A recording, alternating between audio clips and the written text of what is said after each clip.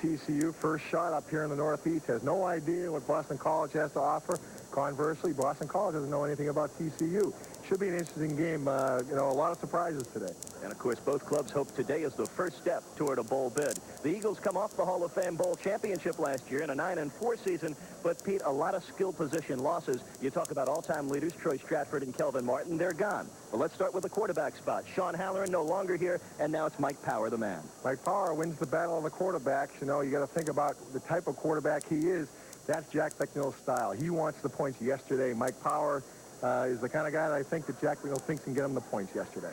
Troy Stratford, the all-time leading rusher in Boston College history, now playing with the Miami Dolphins in the NFL. Jim Bell's waited a long time to get his turn. Today's his first chance. Well, he certainly is capable. Watching him here during the preseason, he's very quick, he's strong, he's really into the game. He sees this as his opportunity to etch a little spot for himself in the record books. Kelvin Martin owns every spot in the Boston College record books in terms of wide receivers, but the throne handed over today. Darren Flutie is the new main guy, and we know he's going to have an exceptional year. But the guy we're looking at today, Pete, is Tom Waddle. He's an outstanding, good hands receiver from Cincinnati. Well, Waddle has quietly caught every pass thrown to him in the preseason. The guy just gets the job done. That's the key to being a good receiver. Not blessed with great speed or great skill, but the guy catches the football. I think he could be the difference in the passing game. Offensive line coach Mike Mazer for the Eagles feels great about his group. He's got 3 returning starters, including Joe Wolf, an honorable mention All-American a year ago. Joe's got a little bit of an injury problem and a large job ahead of him today. Well, he's got a sore foot coming off a slight fracture early in the preseason, but he's a gentle giant. The guy has really come into his own here his senior year. He's enormous. He moves well, but he's matched up against quite a player in Kent Trammell from the TCU Horned Frogs. He is the perennial best defensive player on the TCU team. Well, you talk about defense for TCU, and it was really aggravating for Jim Wacker's club a year ago. By far the worst club in the Southwest Conference defensively. They gave up 51 points a game in their last 3 losses and got thumped 74-10 against Texas A&M in their season finale. This is a big game confidence-wise for the defense, and it's a whole new look for the defense.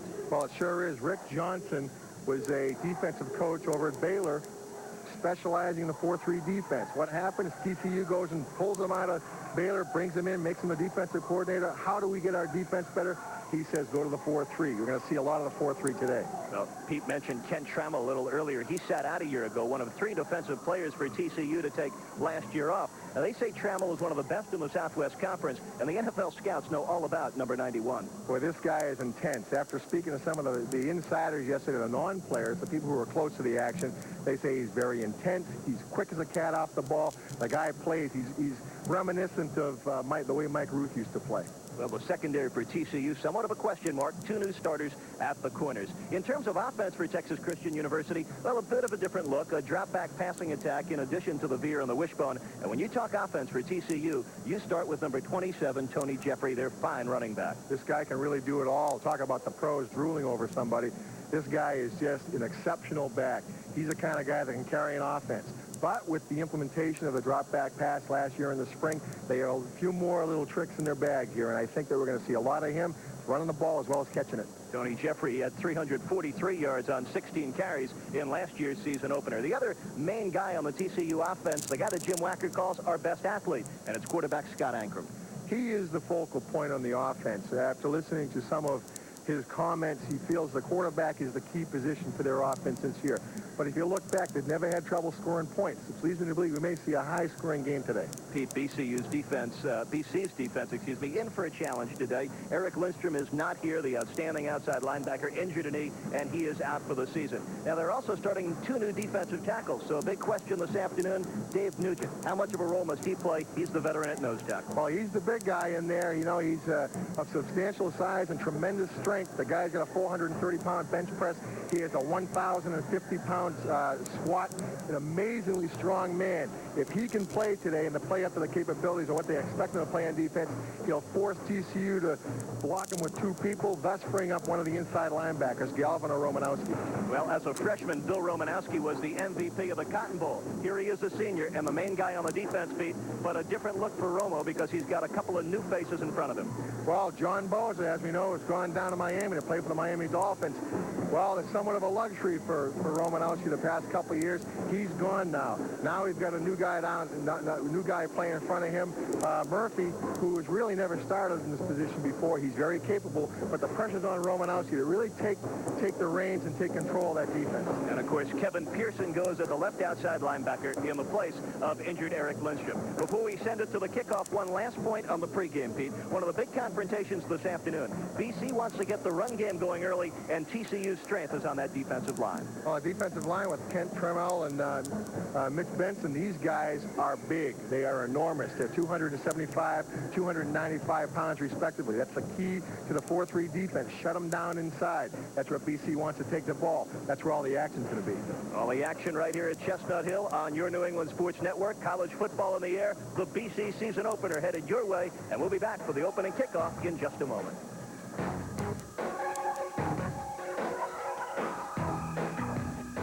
Set for the opening kickoff. TCU and Boston College. Lee Newman to boot us underway in 1987. Coming to Marcus Cherry about 5 deep in the end zone. He'll down it, and the Eagles will take over. First down and 10 from their own 20. Well, glad to have you with us with Pete Cronin, Eric Reed, a first ever meeting between Boston College and TCU. Eagles 9-4 a season ago, and Texas Christian 3-8. We'll see Mike Power in the offense go to work, Peter. So the Eagles will have it first down and 10. You look into the Boston College huddle. And we'll set the offense for you after this first down and 10. Texas Christian's defense in a new look, 4-3, and the Eagles go with Flutie and Waddle. To the wide side, there's your quarterback, Mike Power. Jim Turner, the lone setback behind him. Top of your screen, Marcus Cherry. And first down, to the air we go. And incomplete, tended for Pete Casparello at the 26. And the pass rush was there in the form of left tackle Mitchell Benson. Mitchell Benson is going to be a man to be reckoned with today, boy. 295 pounds. He came here with a mission. Right away. Your quarterback, Mike Power, John Bronner and Bell, the running tandem. Waddle, Flutie, and Casparello, the receiving trio. The offensive line, the 3 returning starters, Oliver Wolf and David Wydell. Doug Wydell and Brian Shanley, the new starters. Second and 10 for Boston College. They have it. Their own 20-yard line. Just underway. First drive of the ball game. Waddle, bottom of your screen. In motion, Jim Bell. And Power going to throw it on second down. As Jim Turner at the 20. 25 and wrestled down at the 29-yard line. You know, Eric, what's interesting here is Jack Picknell, really contrary to what we thought would happen, takes Mike Power, first 2 shots out of the block, throwing the ball, put him right on the fire, and as you can see right here, showed a little quick feet, shows him why he's there. The outside linebacker, Greg Jones, made the stop, gain of 9.5. Tracy Simeon and David Spradlin, fine defensive ends. Big 295-pound Mitchell Benson and Travel, the tackles. The linebacking crew, Terrell, Llewellyn, and Jones. Spencer McWright at the corners. Sharp and Newton, the safeties. Third and less than a yard. Power going deep. As Tom Waddle makes the catch. Waddle to the 15, the 10, the 5, and down to the 3. A 67-yard pickup on third down and less than a yard. Boy, Jack Picknell wasting no time here, going right up top. Big play, Tom Waddle, perfect throw from Mike Powers. I'm telling you, he get a shot of adrenaline in this crowd. It's like having an extra guy on the field. Right now, a little play action, great block up front by Turner, knocks down a blitzing linebacker. Mike Powers just airs it out. Waddle with a nifty move to the outside. Great play. Great football play. Andre Spencer and Robert McWright finally pulling down Waddle. On first down and goal, Big John Browner from the 3 gets to the 2-yard line. Yep, Tom Waddle, 18 catches a year ago, his first in 1987, a big gain of 67 yards. Well, Jack McNeil set that one up right there. A little pressure on him early by the TCU defense. A couple of short passes set up the big play. A little out-and-up move by a Waddle. Real pretty. Caught the cornerback sleeping. Well, Jack Bicknell looking for his 46th win as he starts his 7th season at Boston College. We're a minute 10 in. Scoreless, but the Eagles knocking on the door. First drive of the football game. John Bronner, Jim Bell in the eye set. New tight end Brett Chico in motion. From the 2-yard line, this is Jimmy Bell, and he won't get much. Paul Llewellyn, the middle linebacker, came up quickly, but it was Mitchell Benson and the strong safety Tommy Sharp, number 42, that stopped Bell. Pickup of 1. It'll be third down and goal from the 1. Jimmy Bell, a senior from Madison, Connecticut, trying to swing it right, get into the end zone. This will be a big third down play from the 1-yard line. There's Jim Wacker, the 50-year-old head coach in his 5th season at TCU. His defense gave him gray hair a year ago and doing the same here in the first quarter. Starting to fall out here. Third down. John Brano will not get in. And big Mitchell Benson slammed the door shut. Number 95, a 6'5", 290-pound junior. And he wrapped up John Browner. And the Eagles will have to settle for a Brian Lowe field goal attempt. All that TCU defense is doing is they're lining up to putting 7 or 8 guys on the line of scrimmage. They're getting down low, and they're firing off the ball, reestablishing the line of scrimmage. Very tough to run the ball if you don't have a running lane. Now, Brian Lowe, the junior from Pittsburgh, Pennsylvania, set every BC kicking record a year ago with 17 field goals and 30 extra points. And he will set the tee up at the 9. So it'll be a 19-yard field goal attempt for Brian Lowe out of the hold of Sean Carmody. 12:20 left in the first quarter. And whistles before the kick. And looks like a delay of game. The 25-second end zone clock expired. Well, these are first game jitters right here as you're seeing them right away. This is an example of just getting excited about the opener, not in the game, letting the clock run down.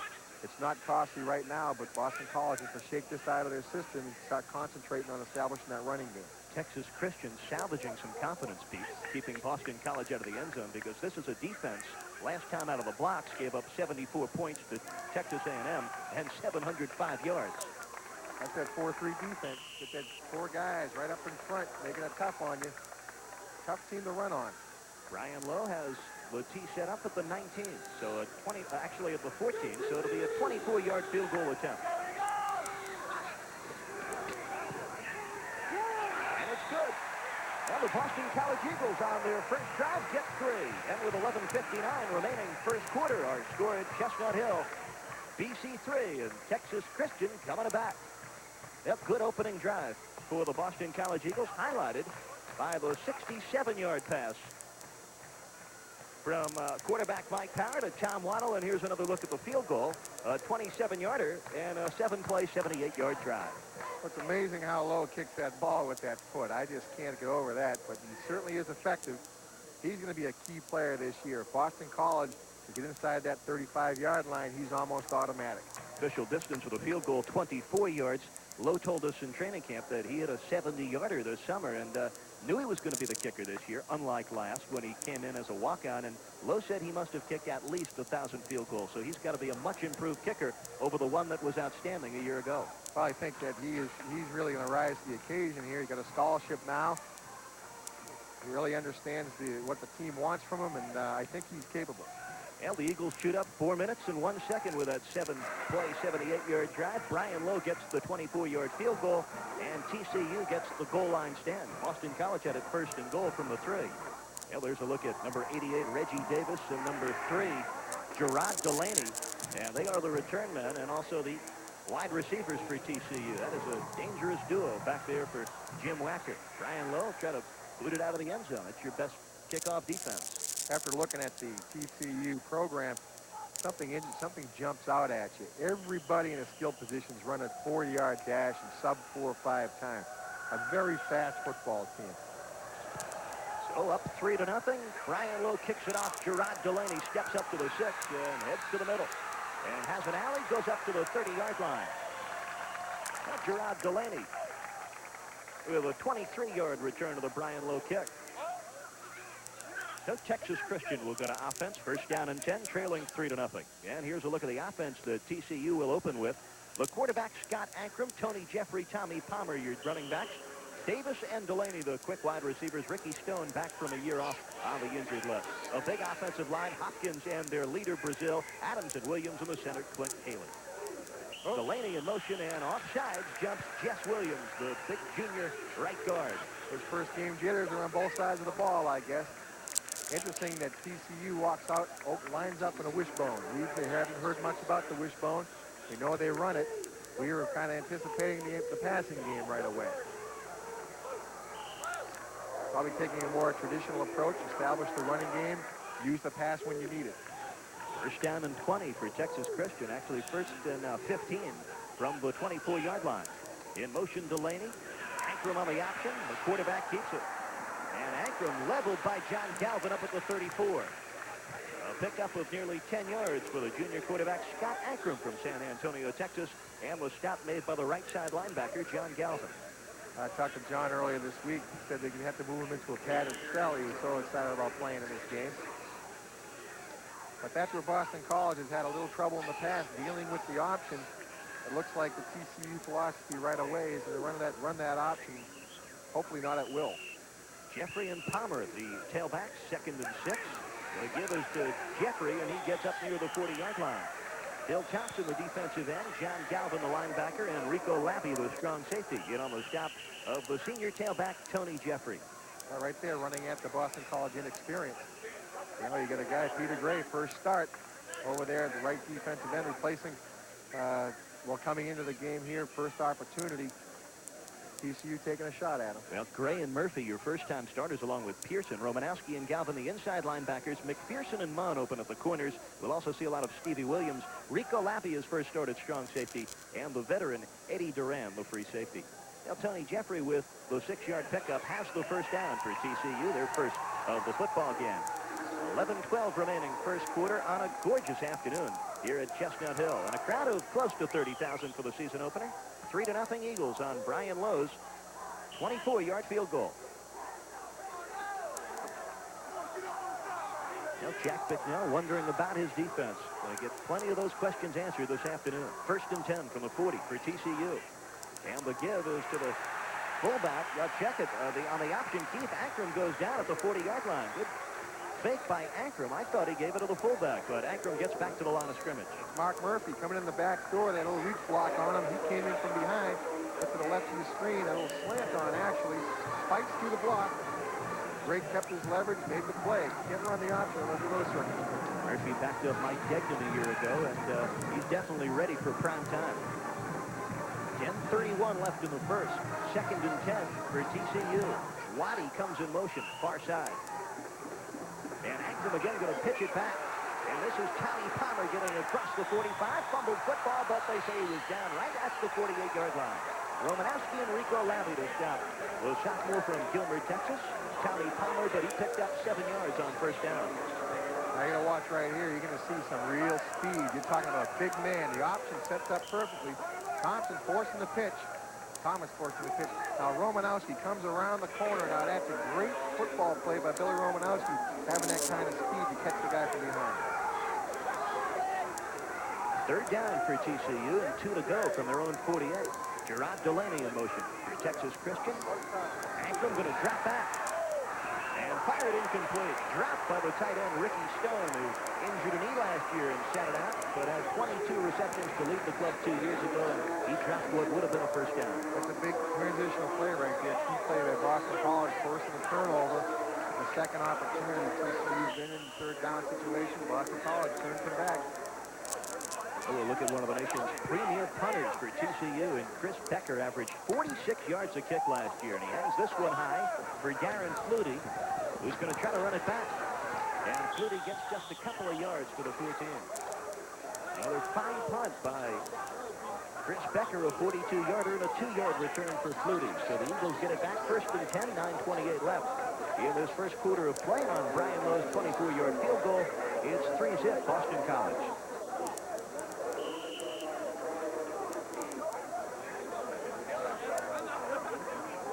Eagles come out with Marcus Cherry flank to the left, Tommy Waddle to the right, Mike Power at quarterback with Turner and Bell the eye set. 1st and 10 from the 15. And Jim Bell gets a couple to the 17-yard line, stopped by number 91, Kent Trammell. I'll say this for TCU, they're flying around in the running game. Just right there, 9 men involved in that tackle. There's a lot of the intensity these guys are going to put forth. They don't believe in it. They got to come into this game. They got to say, listen, we can win. Let's get it started right now. Put it all behind us. Now Jim Wacker talking to his offense, while his defense tries to keep the Eagles deep in their own territory. 2nd and 7 for BC. They're at their own 18-yard line. Gasparilla, the tight end, to the right. Waddle Flutie to the left. And again, the delay of game penalty marker for Boston College. Jack McNeil's team, if you remember a year ago, Pete, had problems early with penalties, and twice this afternoon in this first quarter, they've been hit with delay of game calls. These aren't going to hurt them now, but they got to get them out of the way, because down the road it's going to happen in a crucial situation, and it could be the type of thing that breaks up a drive when they need the point. Hopefully this will be it. Jack will certainly pull somebody aside, get their attention. Hopefully put this behind him. Well, Mike Power looking at a 2nd down and 12 from his own 13. 8:30 left in the first quarter. The ice set, Turner and Bell. And this is Jimmy Bell coming off left guard across the 15 to the 16-yard line. Wrestled down by number 92, the outside linebacker, Greg Jones.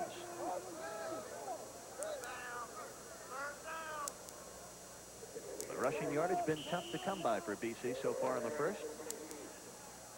Well, BC here in a passing situation, 3rd down and 8 or 9. Boston College obviously wants to get that first down. This is going to be a typical setup for Hayden.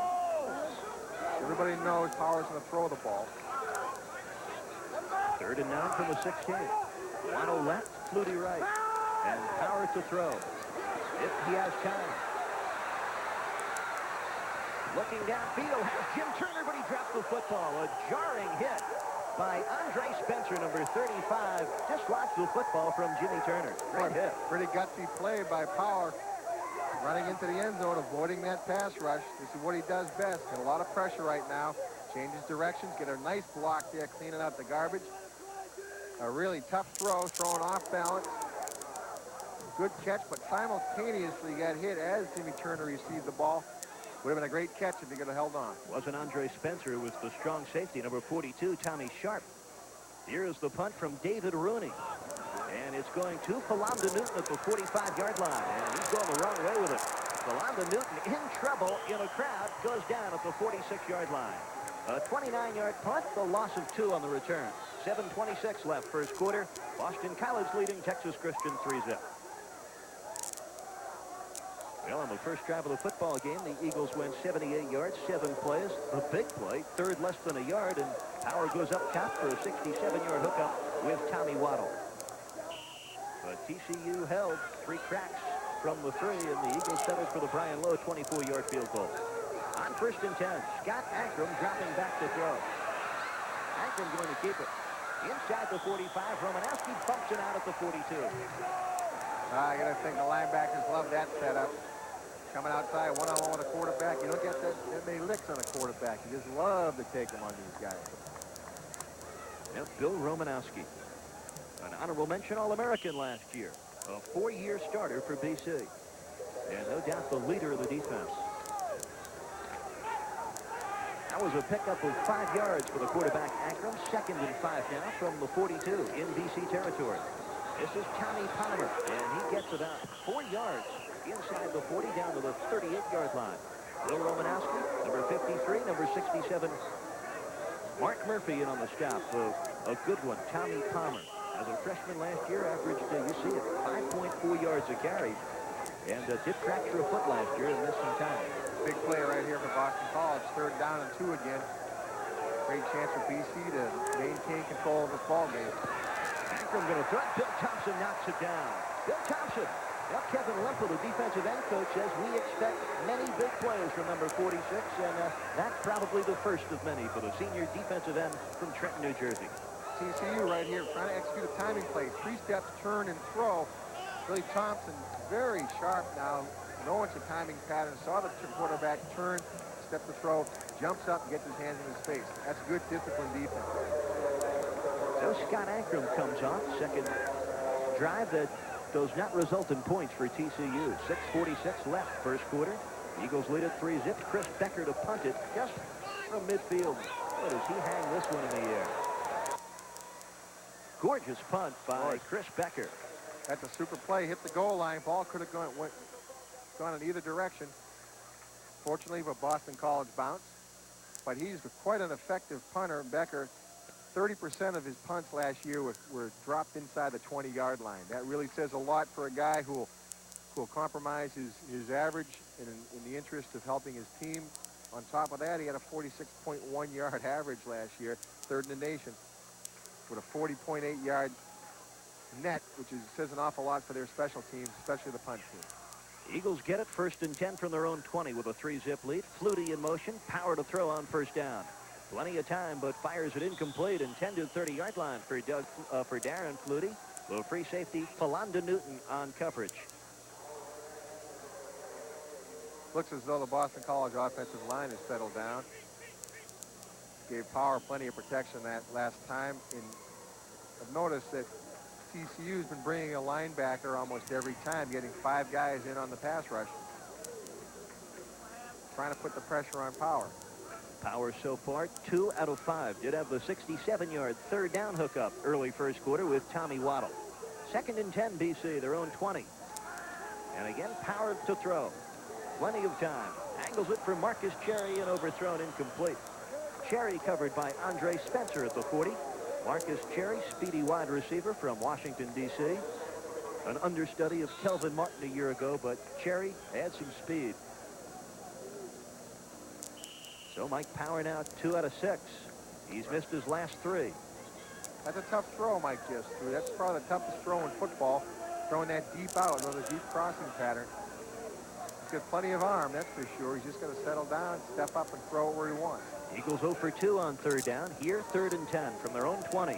Power winds up incomplete to Tom Waddle at the 22.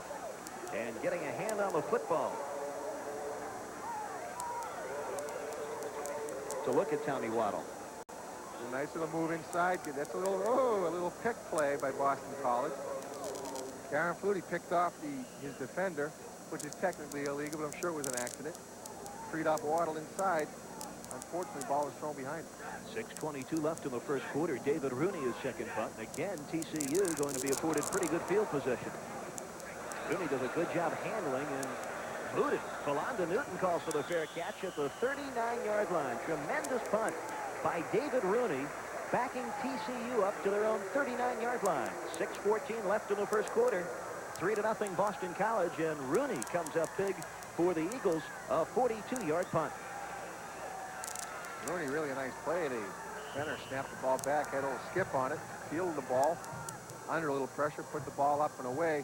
This really helps the Boston College defense to put TCU on the other side on their own 50-yard line. Gerard Delaney, top of your screen in motion on 1st down. Ankrum rolling right, pitching it back to Tony Jeffrey, and he gets into the secondary down to the 43-yard line in BC territory, where he is dumped by Ed Duran, the free safety. So Tony Jeffrey breaking loose for the 1st time this afternoon. Actually, they spot him out now, back in TCU territory at the 48. The impressive numbers a year ago for Tony Jeffrey. That's just a hint of how fast that fella is. He really scooted up the sideline. That's where TCU wants to get this guy on the outside, matched up one-on-one with the defensive back, cornerback, or safety. Can really do some damage. 2nd and 1. Ankrum pitching it back. Tommy Palmer fumbled the football. It's free, and Bill Thompson, I believe, has it for the Eagles. Now the danger of the option flip. Tommy Palmer, number 32, never quite had it. And there was plenty of Eagles breathing down his neck. And Bill Thompson does come up with a football. Well, that's the second big play for the senior outside linebacker, Billy Thompson. First turnover today. 5:53 left in the 1st quarter. Eagles leading 3-0, and the defense gives the offense the football. Well, there's a reason for this mishandled pitch. Look at all the people. Like, get a pull on the shirt, get a guy in my face, another guy out there handling the pitch, another guy putting the pressure on. Awful lot to look at right there. And that back just can't handle the pitch. He's looking downfield, looking to see who's going to hit him. So the Eagles have it 1st and 10 at the TCU 49. And Power gives it off to Jim Turner. Turner gets just 2, and he coughs up the football, but Tracy Simeon's fumble recovery not going to count. They say Turner was down. Well, John Browner listed as the starter today, Pete, but it's been number 40, Captain Jim Turner, getting the work, and he's a fine senior from Braintree. And Jim Wacker says, why wasn't that a fumble? Well, Jim Wacker's certainly going to voice his opinion right there. He's working on those referees. Sometimes it works, sometimes it doesn't. 2nd down, 8 for the Eagles. Out of the eye, this is Jimmy Bell. Running room inside the 40, and Philonda Newton finally brings him down at the 37-yard line. A pickup of nearly 10 yards for the slashing senior tailback, Jimmy Bell. High stepping Jimmy Bell, just picking up those feet and putting them down. Skating into the line of scrimmage, and a little cross block inside, open the hole briefly. And boy, he really picked up some yards. Little trap right inside, little cross block, open the hole. Here he goes, scooting. In the bloodlines, his dad was a running back at Dartmouth. 5:05 left in the first quarter, and Jim Turner runs through a pretty good hole on first down. Fred Washington, number 47, hopped on Turner's back, but that's before Jimmy got inside the 35 and inside the 34. A 3-yard pickup. As you look at Jack Bicknell, he's taken the BC Eagles to bowl games in 4 of the last 5 years. And this year, a very tough schedule in front of Bicknell and his Eagles feet. Well, he's got 2 things here. You can find a rock to try to hide behind, or you can confront the schedule, as I'm sure they're going to. You may have a national championship in this season. 2nd and 6. Going deep for Flutie, upended, incomplete. Nice hit by Andre Spencer. The left corner from Los Angeles, California. Flutie had his hands on it, but had his legs taken out from under. I'm sure Darren's going to go back to the line, talk to Mike, and say, Mike, just hit me in the chest, buddy.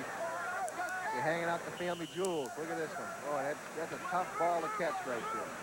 Up in the air, you feel helpless. We did not get the fire on that. Well, Mike Power with a near hit there. He's 2 for 8 so far this afternoon. 76 yards, 67 coming on the hookup with Waddle. 3rd down and 6. Under a rush, Power will be brought down by the middle linebacker, Paul Llewellyn, at the 39-yard line. So a loss of 6 on 3rd and 6. The Eagles will not capitalize on the Bill Thompson fumble recovery. Instead, it'll be David Rooney's 3rd punt today, and Llewellyn, the middle linebacker, with a big play. He's an exceptional athlete, Pete. We were talking earlier. A big minor league baseball background. Spent 5 years in the Atlanta Brave organization.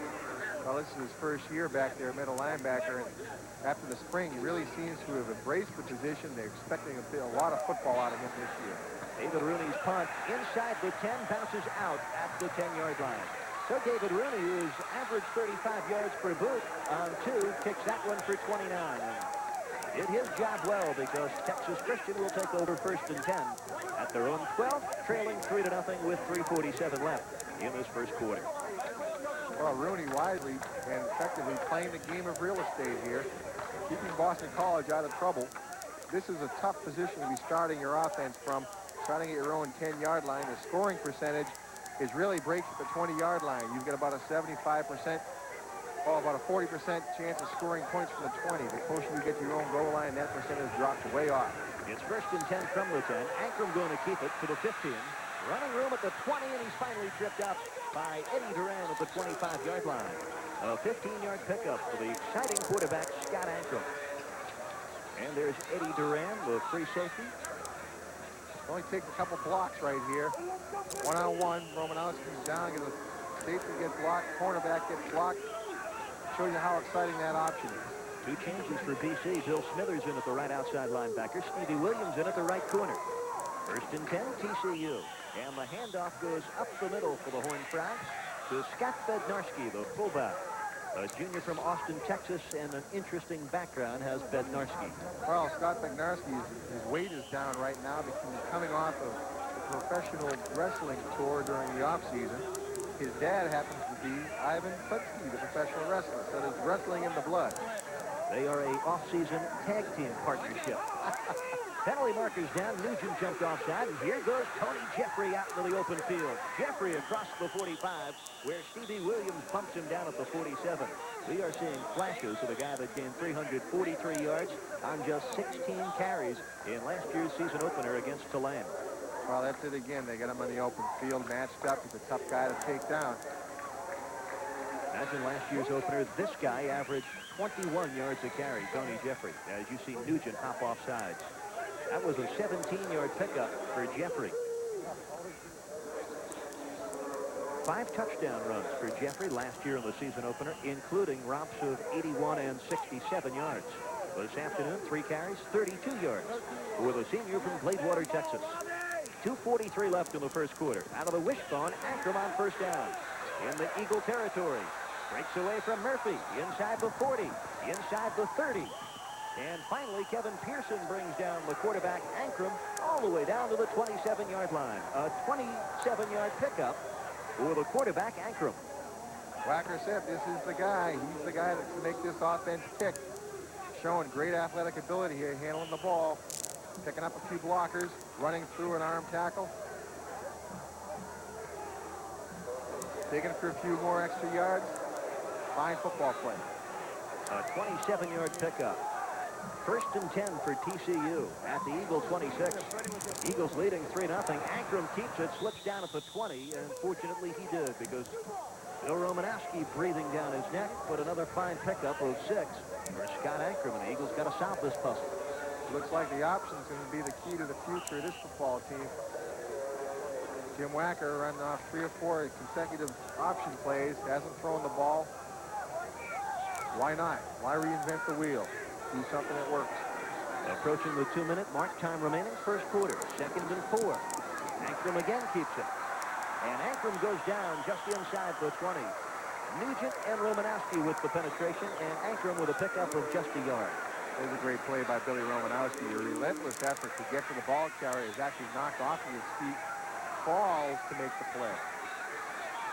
I watched Billy come out of the pack there. You're going to be able to see him on the camera hopefully throughout this play. They get knocked off his feet. Comes up, makes the play. Super play. Big 3rd and 3 for TCU. Inside the Eagle 20. And the give is to Scott Bednarski, and he gets to the 5-yard line. And fortunately for Garrick McPherson, it was not a touchdown. McPherson, the only guy with a shot at the fullback Bednarski, and he made the play at the 5. Pretty nifty play inside here. Just hands the ball off. Quarterback wisely holding the ball until one of the defenders commits to him. Hands the ball off inside. It's all cut back from there. A 14-yard pickup for the fullback Scott Bednarski. The first time that TCU has converted a 3rd down to a 1st down. And an injured player on the field for BC. It looks to be their junior free safety, Eddie Duran. Now, this has been an impressive drive for Texas Christian's feet. 1:21 left in the first quarter. Brian Lowe's 24-yard field goal, the only points on the board. And this drive for TCU began back at their own 10. Well, that's really, they're doing it the hard way, starting back there. But there's a lot for that Southwest Conference style of football where they take the ball, control it, grind it down the field, eat up the clock, tire out your defense, your opposing defense, I should say. Give your own defense a little rest. Here they are knocking on the door. Goal line defense in for Boston College.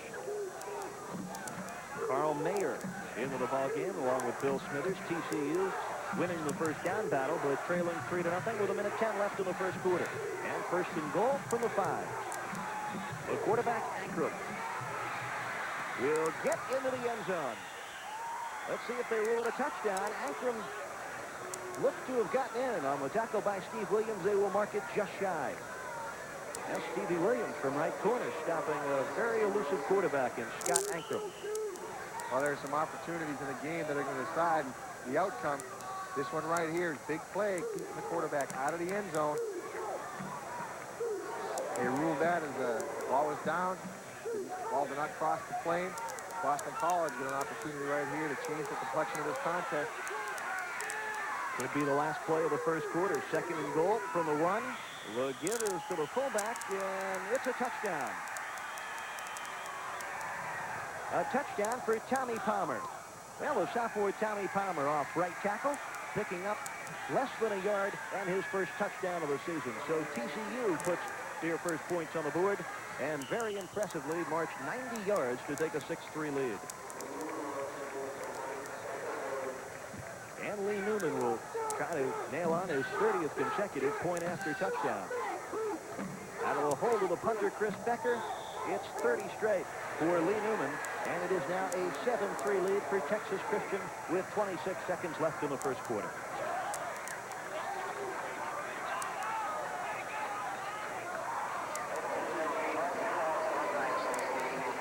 TCU back to the option, hands it off inside. Very fundamental football play. Just lean over, son. Get the points. That caps off an 8-play, 90-yard drive for TCU. In the offensive line, when you're in that situation, you teach your kids, score with your man. Score with your man. Theoretically, take the man you're going to block and score with them. Drive them into the end zone. Exactly what TCU did to the BC defense. They scored with the people on the line of scrimmage. That's the touchdown. Well, that's how you draw it up. 8 plays, 90 yards, 3:21 time of possession, and the touchdown for the sophomore Tommy Palmer. TCU has not lost a season opener since their 1981 debut at Auburn. And in their 3 consecutive opening day victories, they've averaged 46 points a ball game. That is 2 against Tulane and 1 against Utah State. Right now they've got a 7-3 lead on the board against Boston College.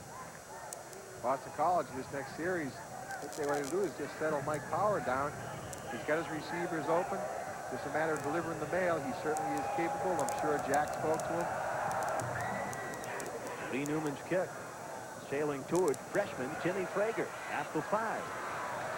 Frager belted at the 19-yard line. What a stick by Antonio Guillory. Guillory, a freshman redshirt linebacker from San Antonio, maybe the most physical player on this football team. Boy, he really got a piece of that one, I tell you. Coming upfield, that's a tough shot if you're the ball carrier. Out of nowhere. Man, boy, nice hit. Pretty hit. Right out of the textbook. Welcomes Tim Frager to the ranks of college football. Frager, a very impressive first-year player from Lynn, Massachusetts. And that last 90-yard drive for TCU, all on the ground, most of it from their quarterback, Ankrum. So the Eagles trailing 7-3, first down and 10. Well, a handoff to Jimmy Bell. He will not get back to the line of scrimmage, trying to run to his left.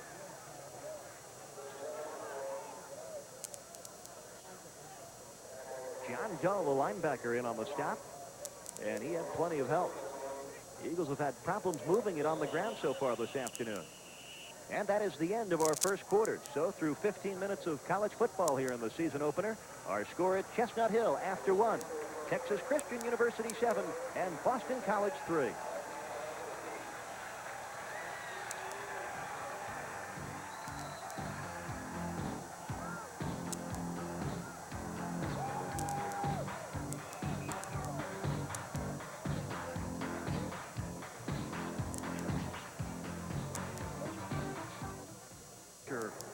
Boston College offensive lineman.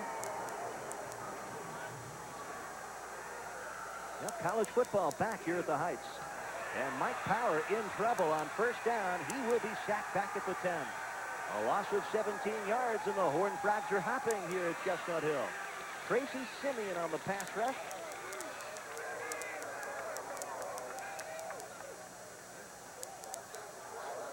Yeah, you watch Right Greg here. Jones, the outside linebacker, too. Just comes, no one there to block him. Just make the play, get in the backfield, put the pressure on Powers. Does a nice job getting away from him, but there was the rest of the defense. Lost 7. Third down, 20 for Boston College. First drive, second quarter. There's an automatic on the line of scrimmage. Powers sees something. Looking for Flutie, has him at the 16. Flutie to the 20, but it won't nearly be enough for the first down. A pickup of 10, but they needed 20 on third down, so David Rooney will be called on a minute into the second quarter. Now the Texas Christian defense, much improved from the generous unit of a year ago. This is a dangerous situation for Boston College, giving these guys a little jolt of adrenaline. A team like this doesn't need much encouragement to really get excited with themselves. That's what seems to be happening with TCU right now. Well, you saw the numbers for the junior Rooney from Miramar, Florida. And again, a low snap. End over end. Backing Philonda Newton up, but it takes a good bounce. If you're a TCU fan, Mike Saylor downs it at the 43. Well, so far, the new defensive coordinator, Richard Johnson, who came over to TCU from Baylor, has to feel pretty good about this defensive unit for TCU. This is a team, Pete, that averaged allowing 5.7 yards of play and 47 touchdowns last year, which was 13 worse than the next defensive club in the Southwest. The big stat right there, second one down, rushing yardage, 126 yards to 18. Boston College's inability to rush the ball is right now, they've got them in a position where they're playing defense. On first down, Scott Bednarski, the fullback, gets up near the 49-yard line. And the TCU ground game been their bread and butter so far this afternoon. And you mentioned Boston College's lack of a rushing attack. They are 0 for 5 so far in the ballgame on third down. That statistic right there will elevate in importance as this game begins to develop. Third down, a crucial opportunity for Boston College to maintain ground control. 2nd and 5. This is Tommy Palmer for the first down and plenty more. Palmer dances out of bounds at the 42-yard line, just inside the BC 42. A pickup of 9 yards for the sophomore Tommy Palmer. Palmer, a great compliment to Tony Jeffrey. Good size back, slashing back, little counter play. Gives you an idea what kind of power he's got running through those tackles. Bounced off of Murphy and Steve Williams. 6th first down of the first half for TCU as Ankrum comes to the right. Ankrum inside the 30, first down, and upended by Bill Thompson. Check it, Garrick McPherson at the 20-yard line. A 22-yard run for Scott Ankrum, who continues to chew up yardage. Here's Ankrum turning the corner, get a little block inside, sees the alley. I'm taking it. Showing off that great speed. Ankrum so far this afternoon, 9 carries, 89 yards. He's had a 27-yard run, and there a 22-yard run. 1st and 10, Bednarski in motion from the 21. This is Tommy Palmer. Palmer running easily to the 10-yard line and inside the 10, where Bill Thompson brings him down. A pickup of just over 10 yards, and another first down for Texas Christian. BC having trouble with that cutback right now. Pretty simple play, run up inside, hand it off to the inside guy, Palmer. Sees the alley and back, takes it. Nobody there. Got to have that backside pursuit to defend that play effectively. Palmer with 41 yards on 6 carries. A wishbone look on first down from the 9. Bednarski, the fullback, gets the call. He gets near the 5-yard line and draws a crowd of maroon jerseys. Bill Thompson, number 46. John Galvin, number 45, on the stop of the fullback. 12 minutes left in the second quarter. Texas Christian with the 7-3 lead. This is going to be pretty frustrating for the BC defense. TCU has really moved the ball at will here since midway through the first quarter. They really get tough right inside here, or this game could be tough on them. Again, Bednarski gets the call and gets inside the 5-yard line on 2nd down and goal from the 6. Kevin Pearson, Bill Romanowski, and John Galvin getting from the bottom of the pile, along with Mark Murphy, who's starting his first game this afternoon. Well, the offensive line for TCU doing the job. Hopkins and Brazil the tackles, Williams and Adams the guards, and Clint Haley, a senior from Longview, Texas, snapping the football. To the quarterback, Scott Ankrum, who's really led the TCU Horned Frogs. 3rd and goal from the 4. Gerard Delaney in motion, out of your picture. This is Tony Jeffrey, scoots into the end zone. Untouched, Tony Jeffrey has the touchdown. His 24th career touchdown for TCU. We get a penalty against Texas Christian, so to call that play back. Well, the penalty marker bails out the Eagles because Tony Jeffrey just waltzed in from 4 yards out. Jeffrey just crouched down. Played the old possum trick. Snuck in the back door. Finally executed play.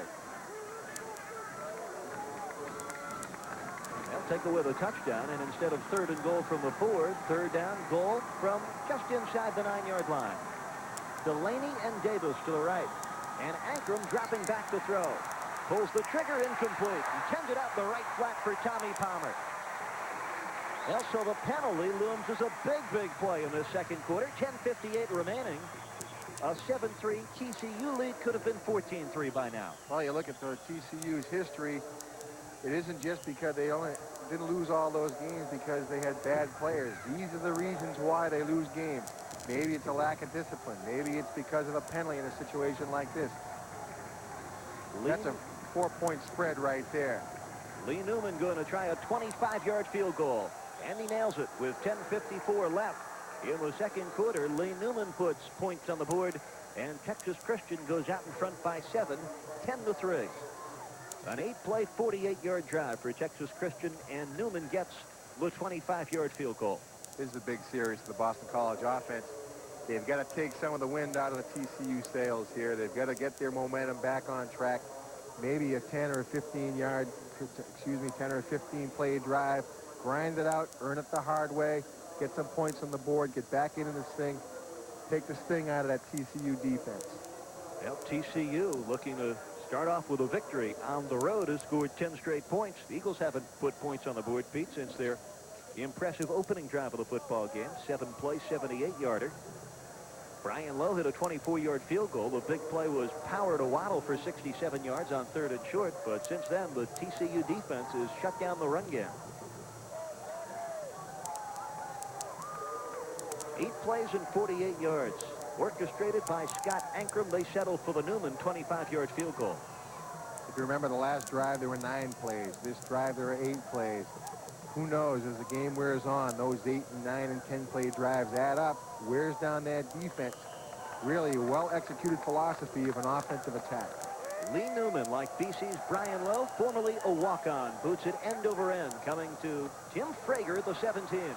The freshman hit at the 24, circling back the other way. And Frager finally goes down at the 23-yard line. A fine hit on the special teams by number 10, Stanley Petrie, a junior from Fort Bend, Texas. Boy, Frager sure is exciting. The guy made something on an up in there, charging the ball, received it about the 17-yard line, get 5 quick ones, then tried to make the big play. Oh, Mike Godbolt, the backfield coach at Boston College, raving about Timmy Frager. He's got a stable of fine backs. It's Jimmy Bell in the ball game behind the quarterback Mike Power on 1st and 10. The Eagles have it their own 23. Flutie to the top of your screen. Power on 1st down, pulls the trigger, complete to Kyle Hudgens at the 29, and he is leveled immediately by the linebacker Greg Moore. A pickup of 7 on 1st down. There's Power right here, dropping back, straight back, seeing the whole field. Waits for the opening, fires away. Little timing pattern. Tight end runs 7 or 8 plays, 8 yards downfield, turn. The ball's delivered.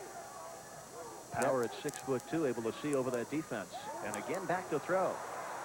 Looking for the down, out, and down, but goes to Jim Turner, and Turner gets up to the 45-yard line. 15-yard gain for Jimmy Turner, brought down by the cornerback Robert McWright. That Power was going for the down, out, and down the Flutie, but Jim Turner was wide open. Well, it's tough to pass up the automatic right there. Turner sneaking out of the backfield. A very dangerous weapon right there. Nobody covering him. Catching TCU in a zone coverage. Nobody covering the back out of the backfield. Hey, if it's there, take it. Power now 5 for 11. He's hit his last 3. 1st and 10. The BC 45, and the pressure on. And here goes Power. Runs right into the corner at the 48. Picks up 3. And is stopped on the play by the backup strong safety, number 20, Garland Littles. Well, this is vintage Mike Power right here. We talked to him about his injury. I said, Mike, don't go out and get yourself hurt. He goes, no, the key is to stay in bounds and try to run some guys over. Here, breaking the pocket. He's got a linebacker there. Just takes a shot at him, man. Good shot. Introduced himself to Garland Littles. Power last year in the one game he played against the Golden Bears of California. 9 for 17, 64 yards rushing. Today he's got 42 on the ground. And on 2nd and 6, in the pocket, going deep for Flutie, who's got it. 10-yard line.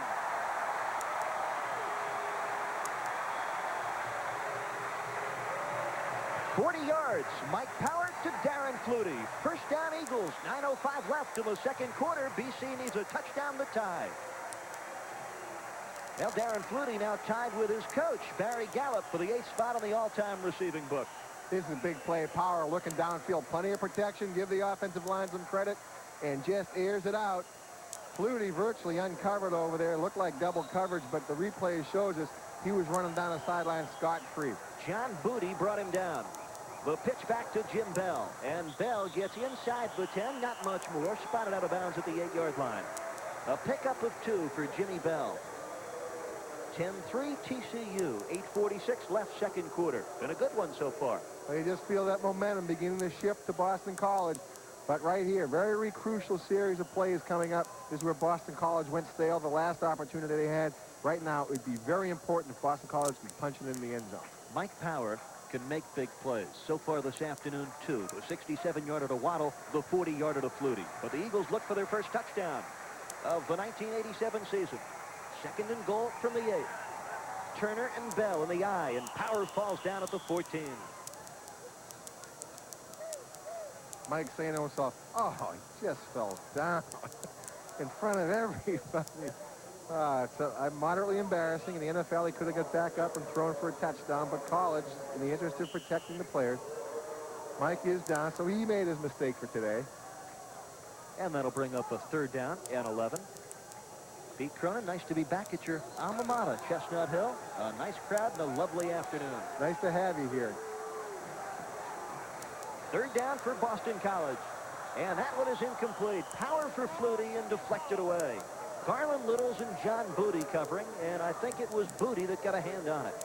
Well, Power paying the price that time, stepped up, threw the ball, and took all of 295 pounds of Mitchell Benson. Big Mitch coming in, wham, just getting a shot at him. So again, the Eagles fail on third down, 0 for 6 on third down conversions, and Brian Lowe will set up for his second field goal attempt. It'll be a 29-yarder with 8:08 left in the second quarter. Out of the hold of Sean Carmody. And a bad snap from center. Carmody picks it up and is flipping it back to Lowe. And Lowe with a bare foot. And this play is blown dead. There is a penalty marker back at the 15.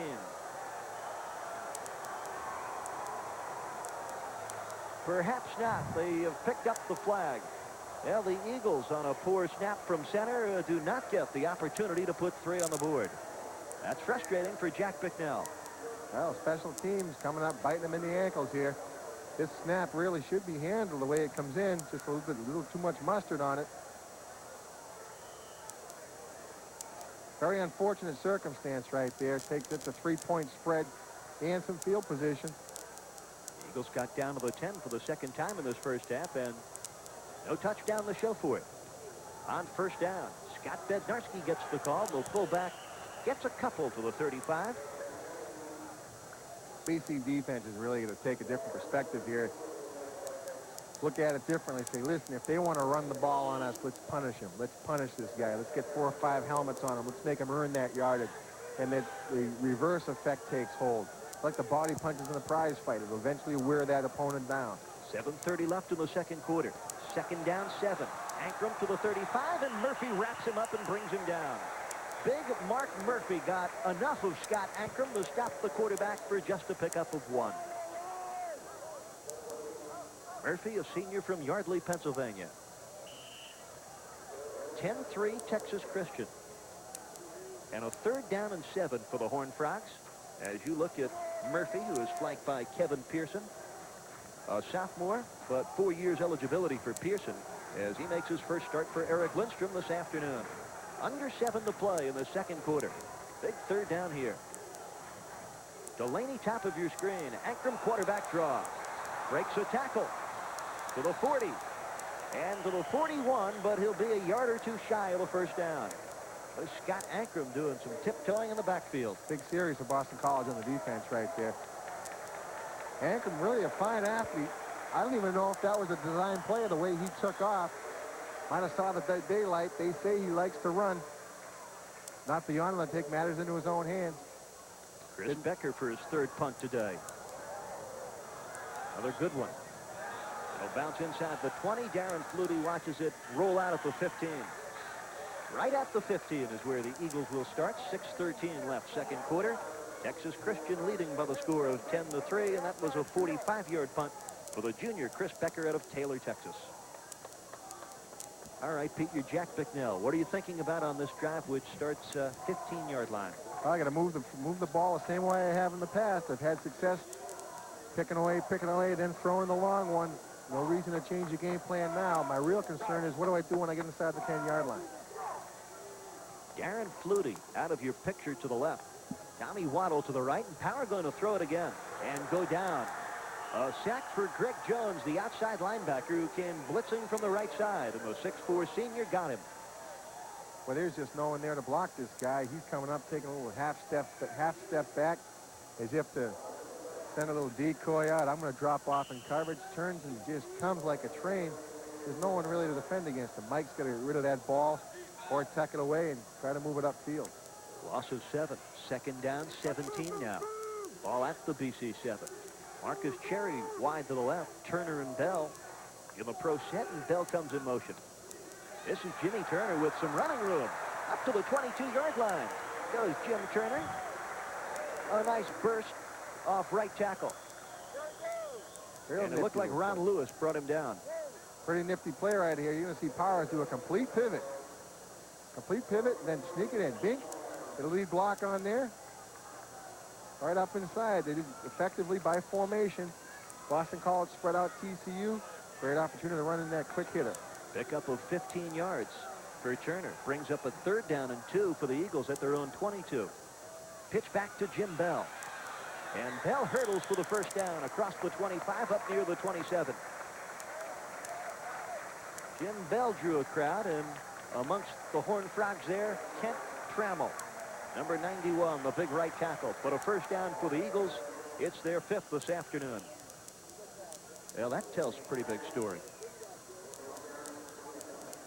8 yards per 1st down for TCU, and the Eagles doing a lot of throwing on 1st down.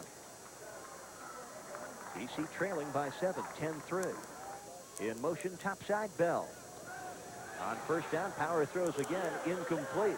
Intended for Tom Waddle out at the 35. And again, a strong pass rush on Power. And a penalty marker down at the 30.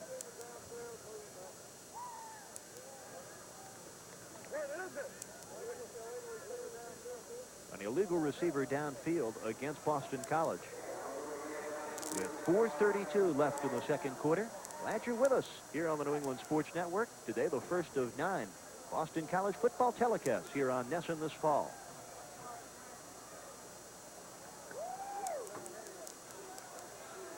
Well, Texas Christian Pete playing in this 1st half like they will be a contender in the Southwest Conference. They haven't won a Southwest Conference title since 1959. And a lot of folks say they are the dark horse team this year. Of course, Arkansas and Texas A&M the favorites. 1st and 10. Again, Power to throw. Winds up deep for Cherry, who's out there and makes the catch. Marcus Cherry going to go for the touchdown. 78 yards. Big play right there. Lightning strikes again here at Alumni Stadium. Just a super play. Boston College. Marcus Cherry just, took him to the well.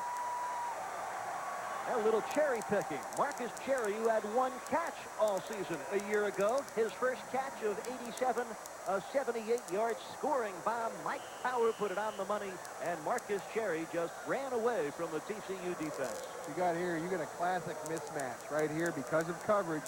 Marcus Cherry matches up with a safety. Marcus Cherry just runs away from a lot of football field to cover for that safety.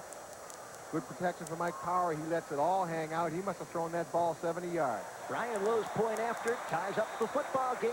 10 apiece with 4:20 left in the 2nd quarter, and the action has certainly come alive, as has Marcus Cherry. Power, plenty of protection. Sees the receiver and lets it go. Right here, you see the distance between Tommy Sharp and Marcus Cherry. No chance. Tommy Sharp covering that deep half. Ball was thrown. Never had a chance to catch it. You know, Tommy Sharp, a senior from Alvin, Texas, not in the same area code as Marcus Cherry, who says, sure. I am certainly going to try to replace Kelvin Martin, and flashes of old number 82 ties up the football game. Boy, the Boston College deep passing game has certainly risen to the occasion today. Very exciting action. 5 plays, 85 yards. Power up top, 78 yards to the Gonzaga High School product out of Washington, D.C., Marcus Cherry. And so far this afternoon, not a bad 87 debut for Mike Power. 7 for 14, 225 yards. So we know he can scramble. Now we know he has the strength to go up top. He threw the ball a long way. Got to give Boston College offensive line a little credit. Now you're looking at the tandem of Gerard Delaney to your right and Reggie Davis on the left. As Brian Loeb boots it off, line drive, end over end, backing Reggie Davis 4 yards deep into the end zone. Touchback, TCU, 1st and 10 at their 20. I asked Brian Loeb this week, what's your goal on kickoffs? He said, boot it out of the end zone. That's right. And take it from somebody who used to cover a few of those kicks. Get a little breather covering the kick. The ball got out of the end zone. You say, okay, tone it down a little bit, protect myself. Go get a little blast of Gatorade over the sideline. Now, the kicker feels good about that, but what about the special teams guy that earned their living laying some leather on somebody? That's the most dangerous play in the game right there. Just assume have him kick it out. First and 10 for TCU. Ankrum coming to the naked bootleg. Steve Williams giving chase. And it's intercepted by Kevin Pearson. Pearson brought down at the 25 by the tight end, Gary Stone. Steve Williams chasing the quarterback, and Kevin Pearson picking off the quarterback, Ankrum. Hey, that's great defensive discipline right there. Get a naked bootleg. Ankrum coming out, hides the ball, sneaks out. If no one's there, he's going to take it and run. Good disciplined defense, puts the pressure on. Super play, just a super football play. Kevin Pearson hustling back to get in position. Finds himself in a line of flight. Well, he's taking the place of a big play player in Lindstrom, and Pearson comes up with a big play of his own. Here's Mike Sanders, the sophomore tailback, his first call, and he gets nearly back to the line of scrimmage. Loss of a yard or so. Floyd Terrell, the linebacker. Floyd Terrell's an excellent linebacker prospect here for TCU. Most of the insiders tell me that, hey, Terrell doesn't say much. He lets his playing do the talking. There's Pearson, a sophomore from New Jersey. What a big play for Kevin Pearson. And Stevie Williams, back from off-season knee surgery, put the pressure on the quarterback. Second down 11. Power to throw. Has time. Pulls the trigger. Has Flutie. Flutie inside the 10. And on his feet, out of bounds at the 6. The Eagles have it going. A 20-yard pickup. Power to Flutie. First down and 10 with 3:31 left in the second quarter. Right here, Pete Casparello coming through right here. Totally uncovered. Powers doesn't see him. But Mike sitting in the pocket, finding his receiver, Darren Flutie. Super athletic move right here. Picks up about 7 or 8 extra yards. Must be in the genes. Flutie has 3 catches, 70 yards. He has also moved past Mel Briggs today, so he is now in 7th place in the all-time Eagle pass receiving book. Here's Jimmy Bell on first and goal. Inside the 5, thumped down to the 3. Floyd Terrell, number 40, the linebacker. Greg Jones, actually Paul Llewellyn, number 93, also in on the stop. TCU is having a lot of trouble making the pass adjustments to the Boston College formation. And that really is the reason Boston College has been having so much success. They just can't seem to get the adjustments made in time. They're getting the mismatches they want, Boston College is. And Mike Powers is getting the protection and delivering the mail. Tied at 10. 3 minutes left in the second quarter. Second and goal from the 3 for BC. Flutie in motion. Handoff to Jim Turner. And Turner's into the end zone. Touchdown, Boston College.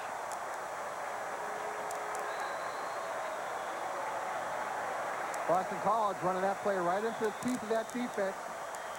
We mentioned at the top of the show, Mitchell Benson and Kent Tremble, 2 super inside players and 2 defensive tackles. BC showing some effectiveness running right at it. A 3-yard touchdown run for Jim Turner gives the Eagles a 16-10 lead. All of it set up on the interception by Kevin Pearson. And Brian Lowe will look for his second point after in the second quarter. The ball is spotted, booted, and through. 17-10 Eagles. 2:50 left in the second quarter, and Boston College exploding here in the last minute 30 for 2 touchdowns. Another reverse pivot. Jim Turner up inside. Protect the ball.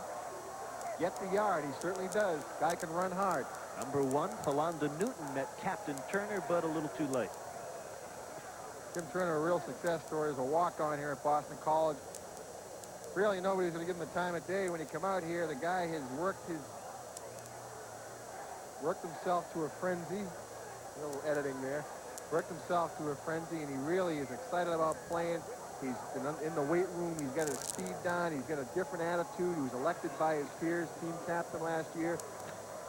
Really a real success story. I can't tell you how happy I am for Jim Turner. 4 plays, 25 yards. Turner takes the honors in from 3.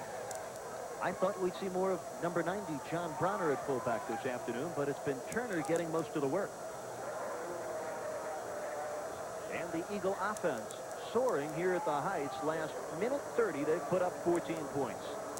Style offense Boston College has begun to employ is the momentum can change in a moment's notice. BC down and out, having some trouble moving the ball. Here, picking off 14 unanswered points here in the second quarter. They were down 10-3. They're up 17-10 as Brian Lowe boots it toward number 88, Reggie Davis. And again, too deep for a return. So Lowe's done that on his last 2 kickoffs. It'll be 1st and 10 for TCU at their own 20. And there's a look at Brian Lowe. Played his high school football, just a year of it, at Mount Lebanon in Pittsburgh. A walk-on last year, and he is a bona fide kicker as he comes into his junior season. Now 2:50 left in the second quarter. Scott Ankrum and company. 1st and 10. Ankrum 0 for 4, but he's done a whale of a job on the ground, as has this man, Tommy Palmer, who slips down. 24, gets to the 25. Funny, we've seen more of 32 Tommy Palmer than we have of number 27, Tony Jeffrey. Talking about Ankrum's numbers on the ground, 11 carries, 90 yards.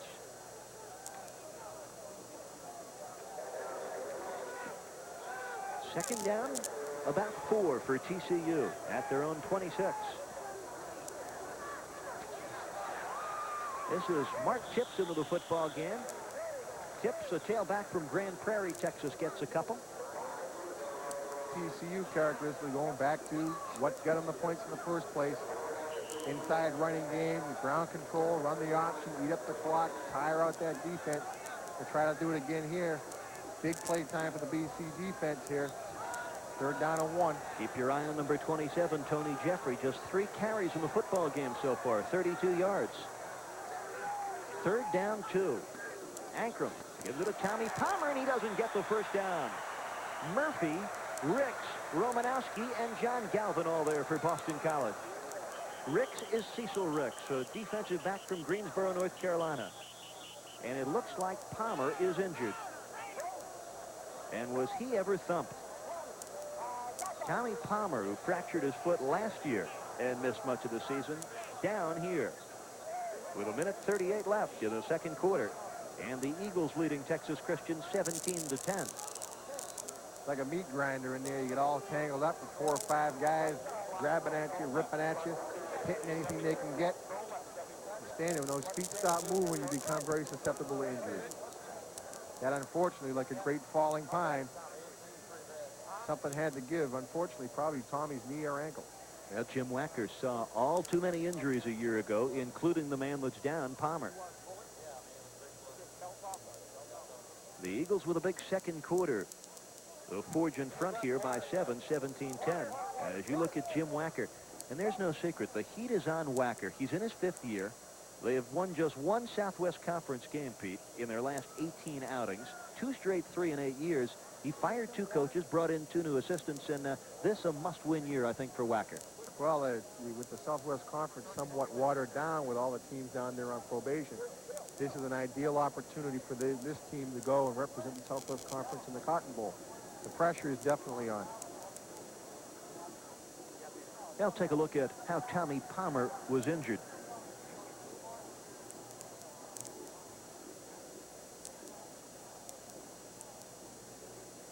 Oh, yeah. Oh, that didn't feel too good.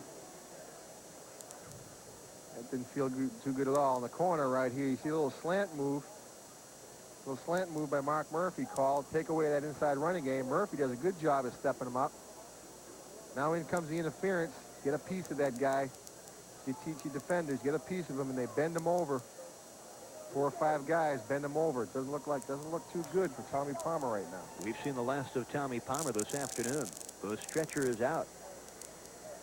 Well, unfortunately, Tommy Palmer is going to have to leave opening day this way. Well, Mark Murphy been impressive here in the first half. Pete getting his first start. Gray, Murphy, Nugent, Thompson, and Pearson have gone much of the way, but Murphy's been a standout here in the first half. Well, he sure has. He's been waiting for this opportunity to come in and represent himself. He's a natural athlete. Like if you saw him with his jersey off, he could stand to carry another 15 or 20 pounds. Really a hard-working guy, great attitude.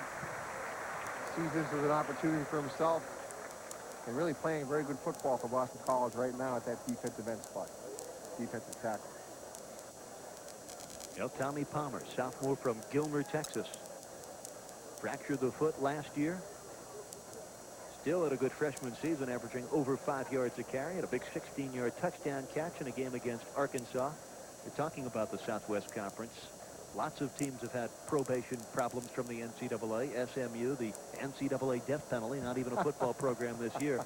Interesting story, though, with Jim Wacker 2 years ago reporting his own ball club. And you were talking to him a little bit about that earlier. Well, he said that in the interest of maybe having the NCAA go easy on him with their punishment, he decided to turn himself in. They suspended quietly 7 of their starters, guys who were getting the payoff from alumni. Went to the NCAA with it. He said, listen, give us what you got. But keep in mind, we came to you. They suspended him for a year, reduced his scholarships. He says it's not going to do a heck of a lot for other schools who are contemplating going to the NCAA with violations. They didn't help their case. Most noted player involved in that was Kenneth Davis, their all-time leading rusher, who now plays for the Green Bay Packers. 1st and 10 for TCU. And David Thompson knocks away the football, and they call it an incomplete pass. David Thompson came blitzing for Boston College. The sophomore strong safety caught Ankrum by surprise. David Thompson up in the line of scrimmage. Ankrum turns, doesn't even see this guy coming. Watch Ankrum turn to the right. On the left-hand side of your screen, you're going to see Johnson, Dave Johnson. Boy, he come in and made a heck of a football play right here, knocking the ball down. Great play, great play. The arm head started forward, though. Dave Johnson, a sophomore from West Berlin, New Jersey. 2nd down and 10 for TCU. And intercepted by David Johnson. Off the Steve Williams deflection, Johnson brings it back to the 22. David Johnson has made his presence known. With 1:24 left in the 2nd quarter, the Eagles get another turnover and have it deep in TCU territory. It's the old tip drill right here. Throwing the ball into a pack. Tip it up. Let your friend, the guys from the secondary practice this stuff. They do it every day. You think it's a foolish drill. Right there. Turns into an interception for Boston College. Great ISO right here. Stays alive. Keeps his eye on the ball. Then turns in about a 15-yard gain. Steve Williams had 4 pickoffs last year, and this time created one for teammate Johnson. 1st and 10 for BC at the Texas Christian 22. Power looking for points. Lofts it for Jim Bell. Inside the 10. Touchdown! A 23-yard touchdown. Mike Power to Jim Bell. Mike Power is down right now. He got hit as he was letting that ball go. Actually, it's Brian Shanley, the center, who is down back at the 37. Oh, scared myself there. Yes, it is. You all right, Pete? I almost gave birth. Well, Jack Bicknell likes to strike quick after the turnover, and that's exactly what the Eagles have done. A one-play, 23-yard drive. Jim Bell with the touchdown catch. And Mike Power with his 2nd touchdown throw of the afternoon. Hit on a 78-yard touchdown strike with Marcus Cherry earlier this quarter. But the concern now about Brian Shanley, a junior from Williamsville, New York, made his first start this afternoon at center for BC after backing up Darren Twombly a year ago. Let's go bad news to good news. Here's the touchdown. Real nice player here. Quarterback drops back. Powers looks downfield. Again, Boston College, it must be by formation, totally confusing that TCU defense. There's people who are wide open all afternoon. What's nice about that play is most backs are down on the 3-yard line. Now watch Bell here as Power comes back at full view. Drops it off to him out of the backfield. Now he's going to split these 2 defenders. A real gutsy play right here. Most guys are down here. But he gives one little burst, dives into the end zone. Pay dirt. Boston College effectively confusing that defense. TCU has not made the adjustments and have thus given up an awful lot of passing territory. Brian Shanley looks to be okay. And that's good news. No, it was. We hadn't mentioned his name yet, and we figured it was time. And they go down a little injury, get a breather, a little blast of Gatorade. Well, Brian Lowe is perfect on his point afters last year, 29 for 29. Will look to nail up his 3rd of the 2nd quarter. Eagles working on a 21-point period. And that's that's what it is Lowe nails the extra point. It is now Boston College 24 and Texas Christian University 10. And Pete, both of Boston College's last 2 touchdowns have come after interceptions. Jim Turner's 3-yard run followed Kevin Pearson's pickoff, and the Jim Bell 23-yard touchdown catch 1 play after Davy Johnson's interception. Boston College effectively turning those mishaps into points. Really a pat in the back for the Boston College defense. They've come up with the big play today. Little sag in there late in the first quarter, early in the second quarter. But they seem to have turned it around. They're shutting down that option, forcing the passing game, and really have taken advantage of a few mishaps. Now Tommy Pomeroy left the game for Texas Christian with that injury a moment ago. Had a 1-yard touchdown run in the first quarter. Then Lee Newman hit a field goal. Eagles trailed at 10-3, but on that 1-play, 23-yard drive, the 23-yard flip from Power to the wide-open Jim Bell, the Eagles have scored 21 straight points, so a 10-3 deficit is now a 24-10 lead. And the numbers for Mike Power, impressive. 9 for 16, 267 yards, and 2 touchdowns. And those, another impressive set of numbers. 3 TDs in the last 3 minutes and 3 seconds of the second quarter. That's lightning strikes offense right there. Lightning strikes thrice. 24-10 BC as Lowe boots it away. Again, Davis into the end zone. Reggie Davis out of the end zone. And Brian Lowe been out of this world. Well, a couple of good series even have the effect on kickers. Get the adrenaline going. Really kicking the ball well right now for Boston College. Comes in this year with a new attitude. Knows he's the guy. Works hard during the offseason. He's really going to help BC. Well, how about that statistic? Well, there was somewhat of an imbalance at the end of the first quarter with TCU rushing. Boston College has more than made up for that in the passing game. Scott Ankrum gives it off to Tony Jeffrey, and Jeffrey goes to the 25-yard line, corralled there by Bill Romanowski. Actually a pickup of 6 yards. The hurry-up offense in with 1:05 remaining, second quarter. Eagles ahead by 14. Scott Ankrum, the quarterback, 0 for 6, been intercepted twice. And does not have his first completion as Tony Jeffrey juggles it and drops it at the 35. Rico Labby, the strong safety, was right there with Jeffrey. Now this has got to be scary right here. What a great angle we have. Coming right at you. What do you see? I see this guy beating down on me. Forget about the football. I'm going to protect myself, but there's an old saying. You always tell your receivers, you're going to get hit, it's going to hurt. You might as well be a hero and catch it. Good look at Rico Labby, the junior from Rockville, Maryland. 3rd down and 4 from the TCU 26. And not much for the running back, Tony Darthard. His first carry this afternoon. Darthard, a 200-pound sophomore from Freeport, Texas. And the Eagles call for time. It'll be 3rd down and about 3 for Texas Christian. They're going to have to pump the football. 4th down, actually. And BC with a chance for more points. Let's see Boston College with their hurry-up offense. See what Jack Bicknell has in his bag of tricks. I get the impression he's going to go to the air, though, Eric. Well, Jack has a 14-point lead. Would like more. There's your timeout story. Eagles with 1 remaining. 2 big turnovers in the first half. 2 interceptions of Scott Ankrum, Kevin Pearson, and David Johnson, both leading the touchdowns. As you look at Darren Flutie, he's had a big first half in the opener. Becker with his 4th punt. He's averaged 41.7 so far. Line drive, end over end. Flutie lets it bounce and takes a good TCU roll. And Taryn Wisely gets out of the way. He down at the 24. 32 seconds left in the first half. And certainly much to talk about in his first 30 minutes of football.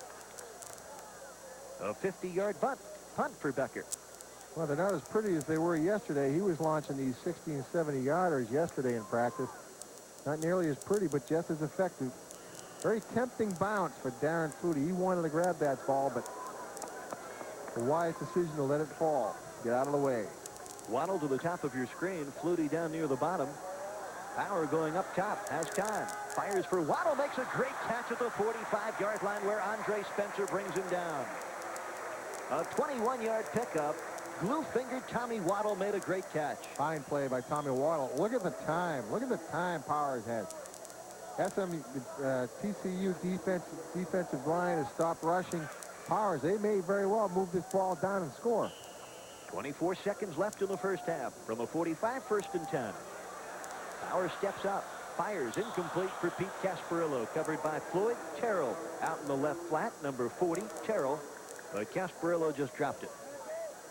TCU that time coming with a basic 4-man rush, dropping the rest of the balance of the defense off in pass coverage. But Boston College again effectively delivering, getting the ball there, just not caught. Nice first half numbers for the junior Mike Power. 18 seconds left in the second quarter. Eagles ahead 24-10. They have it 2nd and 10, their own 45. Mike Power, incomplete for Ivan Caesar. Down at the 31-yard line. Philonda Newton covering the big tight end. Boy, Ivan Caesar out of Dorchester High School over right down the street.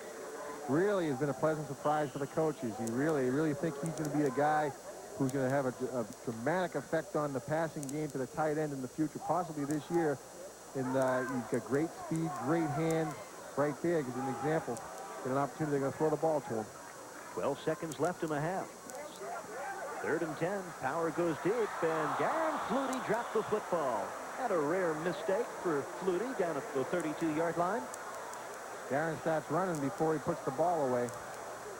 Wide open. Being wide open is almost as bad as having somebody on you. You get excited, just catch it. And Darren says, "Oh my goodness, I dropped it." Nice pass by Power, though. Very nice, very nice. Boston College continuing to find these flaws in this secondary of TCU. 6 seconds left in the second quarter. Good snap from center.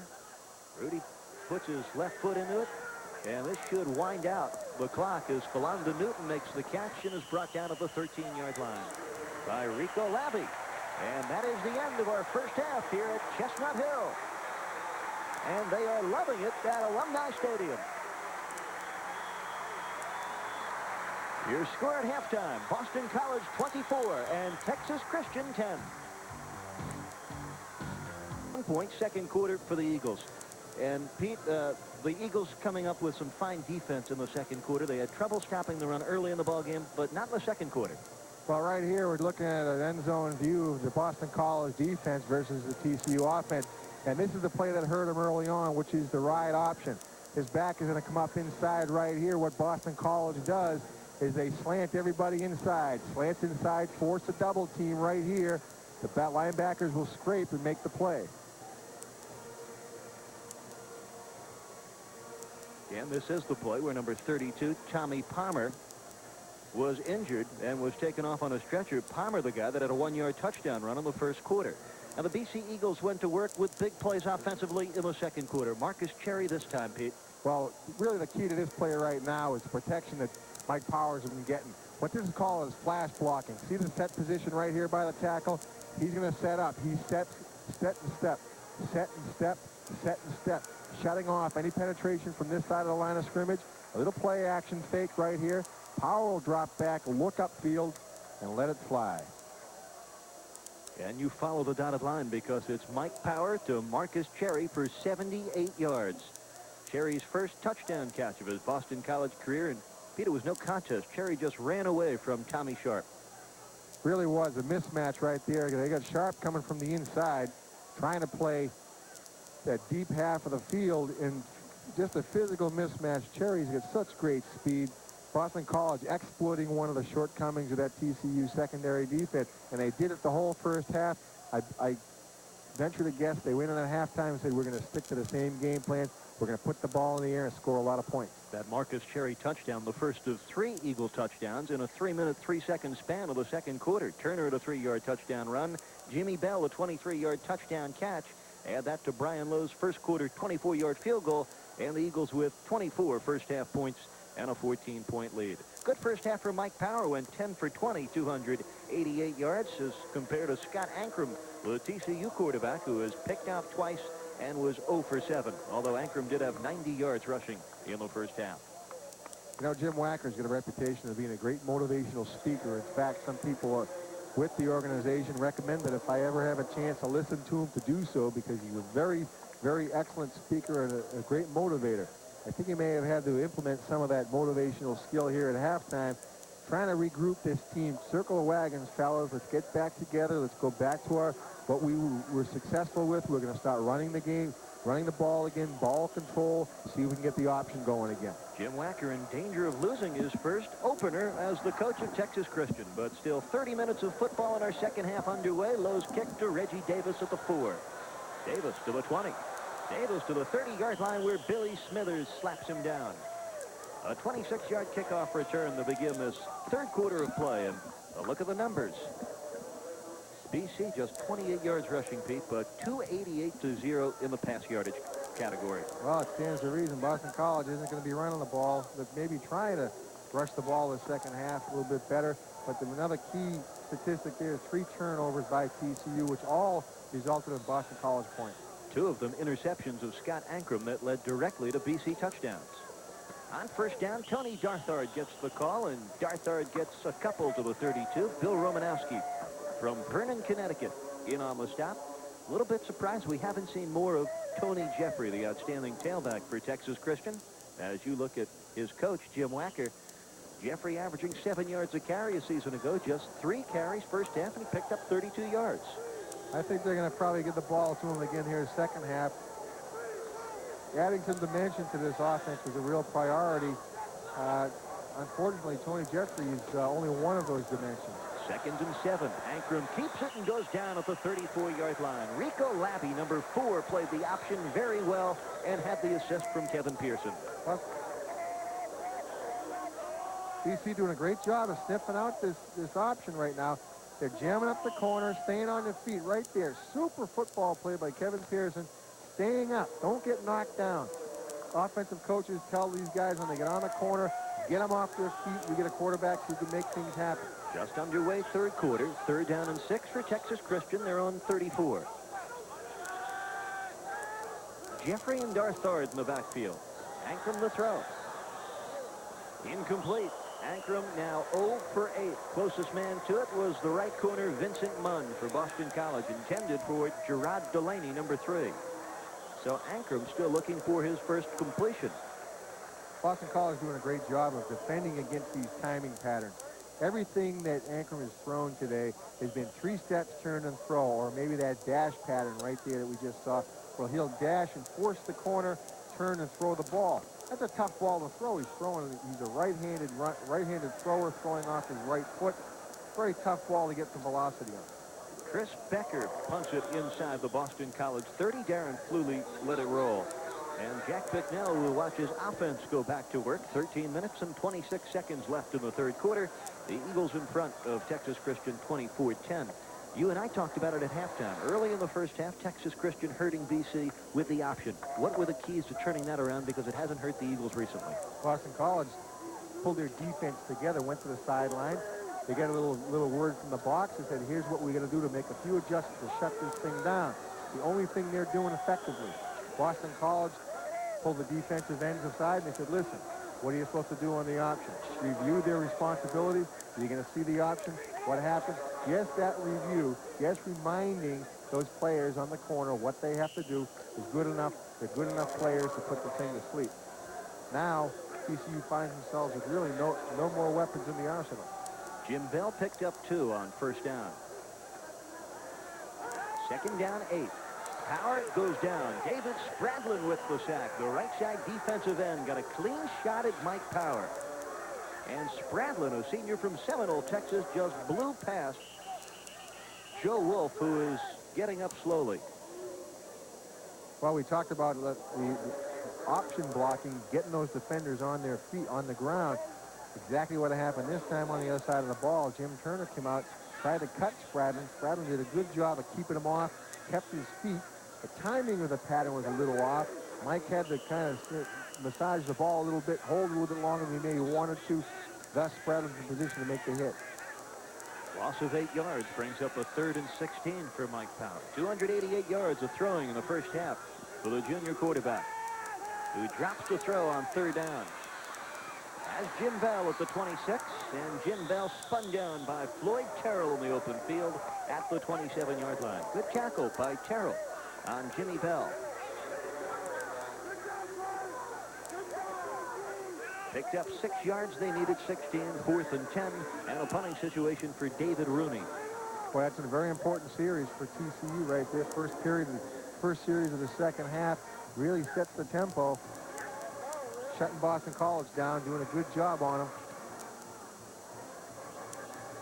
Nice spiraling punt taken by Philonda Newton at the 34, and Newton brings it up to the 40-yard line. Philonda Newton, a junior from Fort Worth, returns a 43-yard punt, 8. 11:43 left. Third quarter, your score from Alumni Stadium, Chestnut Hill, the Eagles 24, and Texas Christian 10.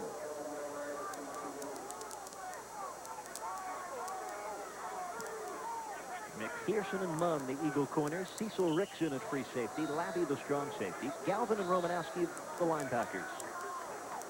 On first down, Ankrum keeps and is smothered by Peter Gray at the 36-yard line.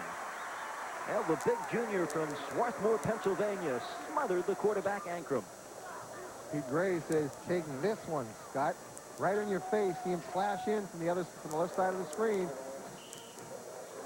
Very aggressive play, slanting into the gap. Tough guy to block. That's a good way to shut down the option. Well, Gray was John Bosa's caddy last year, and this year it's his show. That was a nice stop. Loss of 4. There's your sack total. 2nd and 14. Ankrum fires, has his first completion to Reggie Davis across midfield to the Eagle 45-yard line. Now there's a well-executed timing pattern. Boston College sitting back in the zone defense. 3 steps, watch, count them. 1, 2, 3, turn and throw. Right there. Throw into an area. A receiver has a responsibility to get to that area, find the gap in the defense. Very tough to defend against. Reggie Davis with the 16-yard pickup and the first completion for Ankrum on his 8th throw. Ball is at the Eagle 47. Gerard Delaney in motion on first down. Ankrum looking downfield. Gonna tuck it in. Gets by Peter Gray, but does not escape the grasp of Dave Dugent, and the big nose tackle from Reading, Massachusetts brought him down after a pickup of 1 and some extracurriculars between Ankrum and Nugent. Well, Nugent gets his hams on you. I don't think you're going to drag him down the field. 270-plus pounds of beef.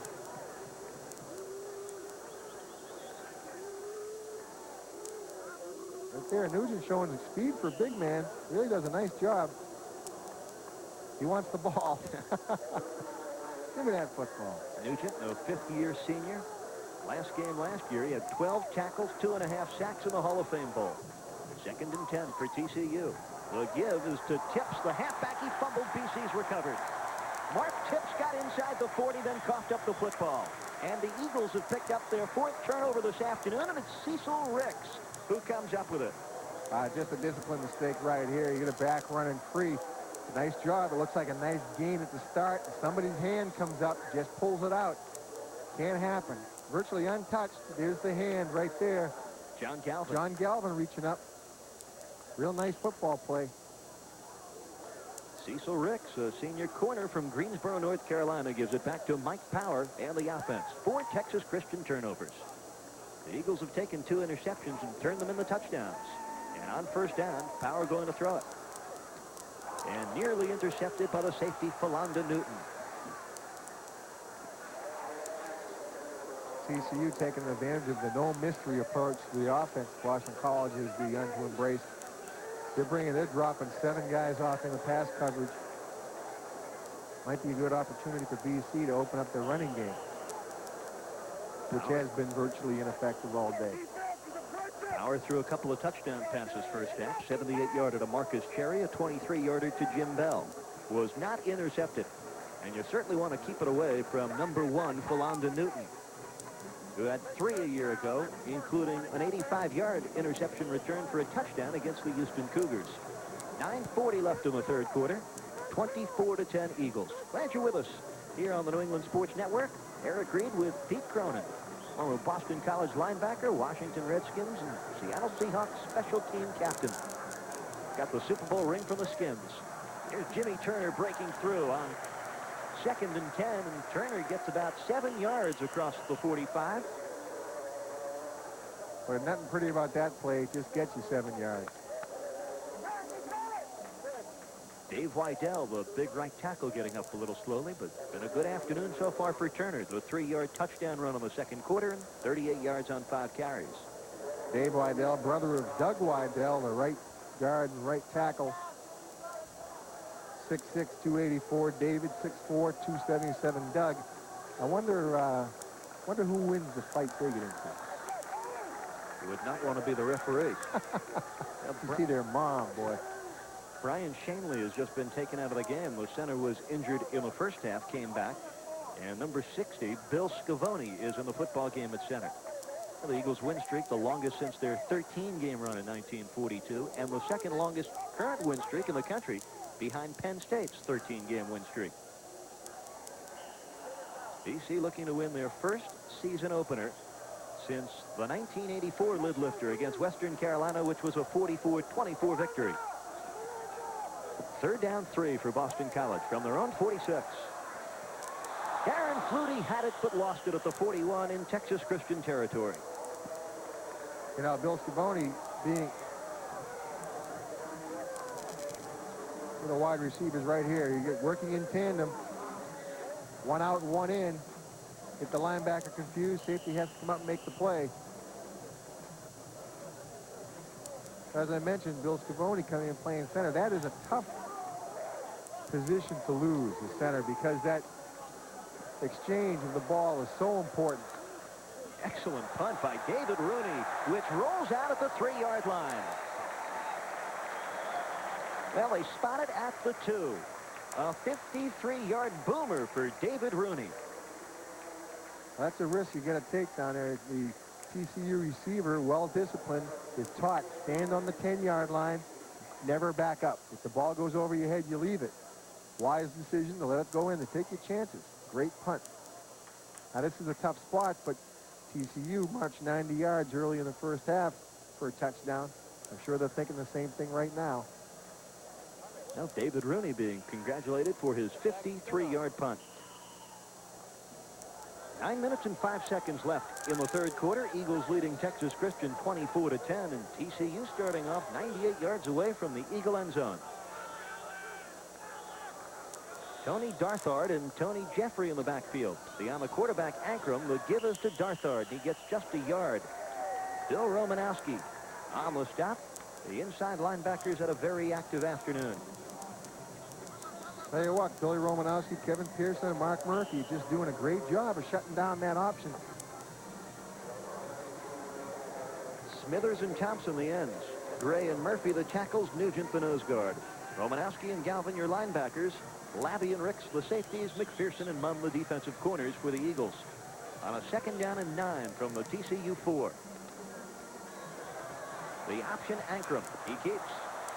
Oh, and a hamstring. Ankrum pulls up lame at around the 20-yard line. Oh, he's got a hamstring pull. Gosh, that one hurts. That one hurts. A bad day for Jim Wacker just got worse. Scott Ankrum, who's missed the last 2 years with injuries, is down and hopefully not out, but does not look good. That's like an elastic band snapping right there. Somebody pulls a string on you. Feel like someone takes a gun out and sticks a knife in you, right in your leg. Real nice play. Got a great down block on the corner. Cut the linebacker. Now it's opening up and out.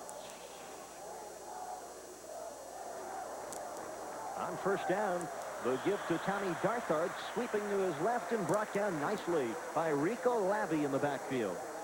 A loss of a yard. Well, you talk about frustration. And right now, Scott Ankrum feeling. Sat out the last 2 years, could not shake a thigh bruise a season ago. Got a hamstring now, I'll tell you. They're no fun. And he goes out on a 17-yard gain, which put him over 100 yards rushing for the day.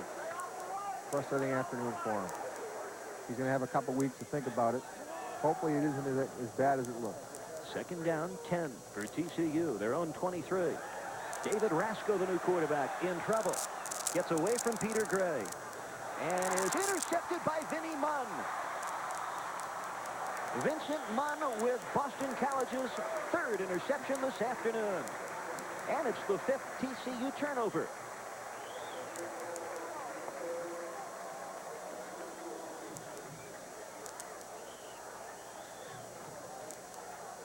Real nice little play here, but the pressure forced him out of the pocket. Pretty athletic move staying alive. There's an awful lot going on there in the secondary. It's very hard to pick everybody out. Desperation pass. Just be an athlete. Vinny Munn, nice play. Senior from Jersey City.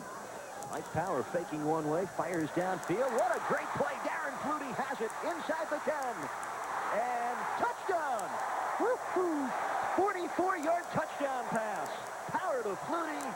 And hello, go the Eagles. BC has done a textbook. It's been a textbook approach to turnovers today. Every time TCU's turned the ball over, Boston College turns around and turns it into points. Right here, Mike Power showing the kind of athlete he is. Naked boot, out there one-on-one, little two-step, drives it downfield. Flutie does a good job of getting behind the defense and shows what kind of an athlete he is right there. Talk about wanting it. Darren got it, 6 points. Took the hit from Garland Littles, but would not be denied. So Mike Power has his third career touchdown pass and his third this afternoon. Brian Lowe's point after. Right through the uprights. 7:22 left, third quarter, Chestnut Hill. Right now, it's party time Eagle style. They were once down 10-3. They lead it now 31-10. And for the second time this afternoon, the Eagles strike on the first play after a turnover, but it's the third time they put it in the end zone following an interception feat. You know, if you're talking about making comparisons, you see right now, Boston College, are they all that good?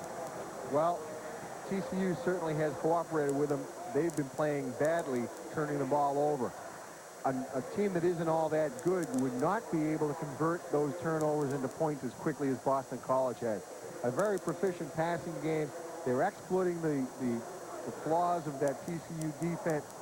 Get the defensive coordinator down there scratching his head right now, wondering if he was a wise decision coming from Baylor over to TCU. But Boston College in the passing attack has just done a super job. Defense turned the ball over. Offense putting the ball in the end zone. A very well-balanced operation by Boston College. Well, the kind of debut that Mike Power must have spent the summer dreaming about. 12 for 24, 339 yards, and 3 touchdowns. Eagles have scored 28 unanswered points. They lead it 31-10. 7:22 left, third quarter. Plenty of football ahead this Sunday morning here on your New England Sports Network. Brian Lowe's end-over-end kick, heading for Reggie Davis at the 5. Reggie Davis with a head of steam to the 27-yard line. It's Matt Kelly with a super play. Promising young linebacker from Connecticut. Here's Scott Ankrum, went out with a hamstring injury. And the new quarterback, David Rasco, who's made 18 career starts, a junior from San Antonio, Texas. But Ankrum obviously frustrated. Waited over a year for this afternoon after redshirting last year, and it ends with a hamstring injury. That's a tough injury. You can't do anything about it. You can't go lift weights. You can't go out and run. It's just going to sit there and let it heal itself. It's going to be a very impatient wait. David Rasco on the handoff to Tony Darthard. And just a couple of yards up the middle. And still they have not given the football to Tony Jeffrey in the second half, number 27. That is a disastrous picture right there. Kind of says it all, doesn't it? Got to hit that one for the wild world of sports, the agony of defeat. So it's up to David Rasco now, number 17. Who had a good spring practice and even a better fall. Rasco pitching back to Jeffrey. Gets away from Vinny Munn. And gets across the 34, but not to the 35. So Tony Jeffrey picking up nearly 5 yards. Jeffrey showing fourth carry this afternoon. Real nice athletic move here. He certainly is not short on athletic ability. Munn does a good job of getting on him, but Jeffrey keeps his feet, steals about 7-8 more garbage yards. I have a feeling because of the departure of Scott Ankrum, we're going to see a little bit more of Mr. Jeffrey. That Tony Jeffrey, two-time Texas Christian rushing leader, has only carried it 4 times today. 3rd down and 3 from the 34. And the pass complete for the first down to Reggie Davis, the big junior split end from Jasper, Texas, across the 40 up to the 41. This timing attack that TCU has launched is the only element in their passing game that has shown any promise thus far today.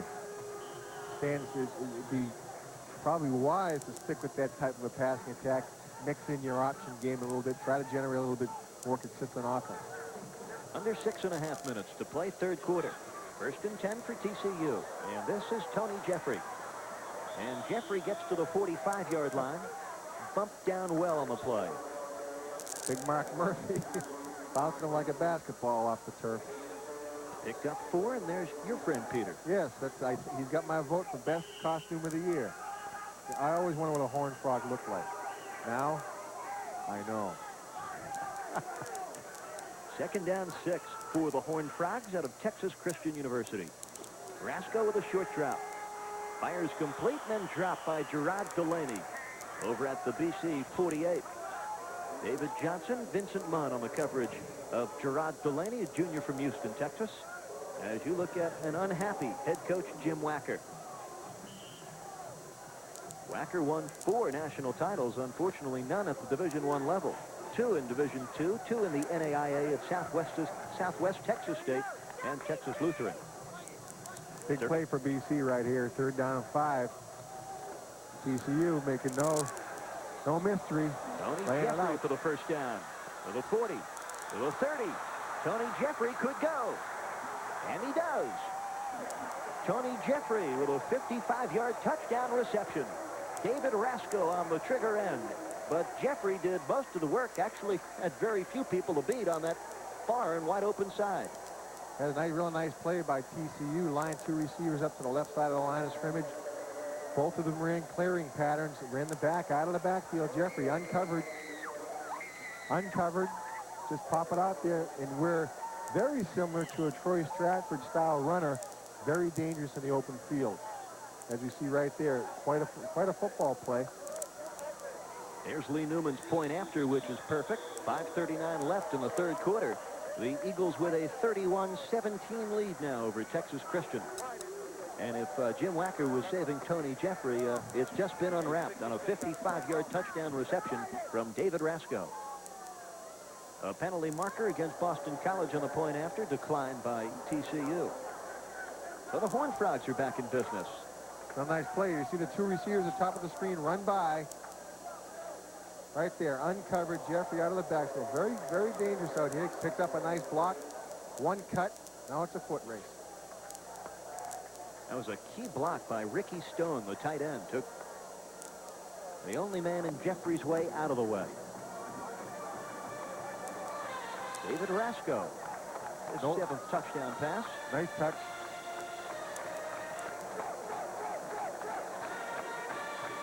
Where Jeffrey glides.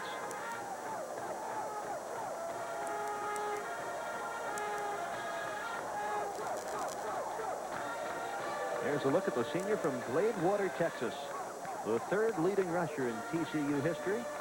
Well, at the 343-yard opening day last year against Tulane. He started this afternoon just 598 yards away from TCU's top all-time rusher, current Green Bay Packer Kenneth Davis.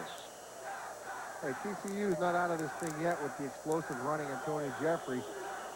Boston College, in the interest of taking this one home, should be very cautious about falling asleep on these guys. 5:39 left in the 3rd quarter. Back for Boston College, number 21, Tim Frager nearest to you. And Tracy Giles, number 30, as Newman boots it toward Frager. Calls it in at the 6. To the 20. And to the 27. A 21-yard kick return for freshman Tim Frager.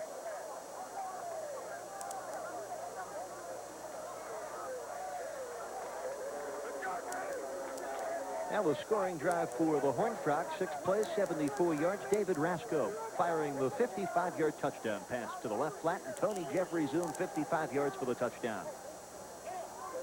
So a 31-17 football game with 5 minutes and 32 seconds left in the 3rd quarter. Mike Power has Jimmy Turner in the backfield with him. Gives it off to the senior fullback, who bulls his way to the 30 for a pickup of 2.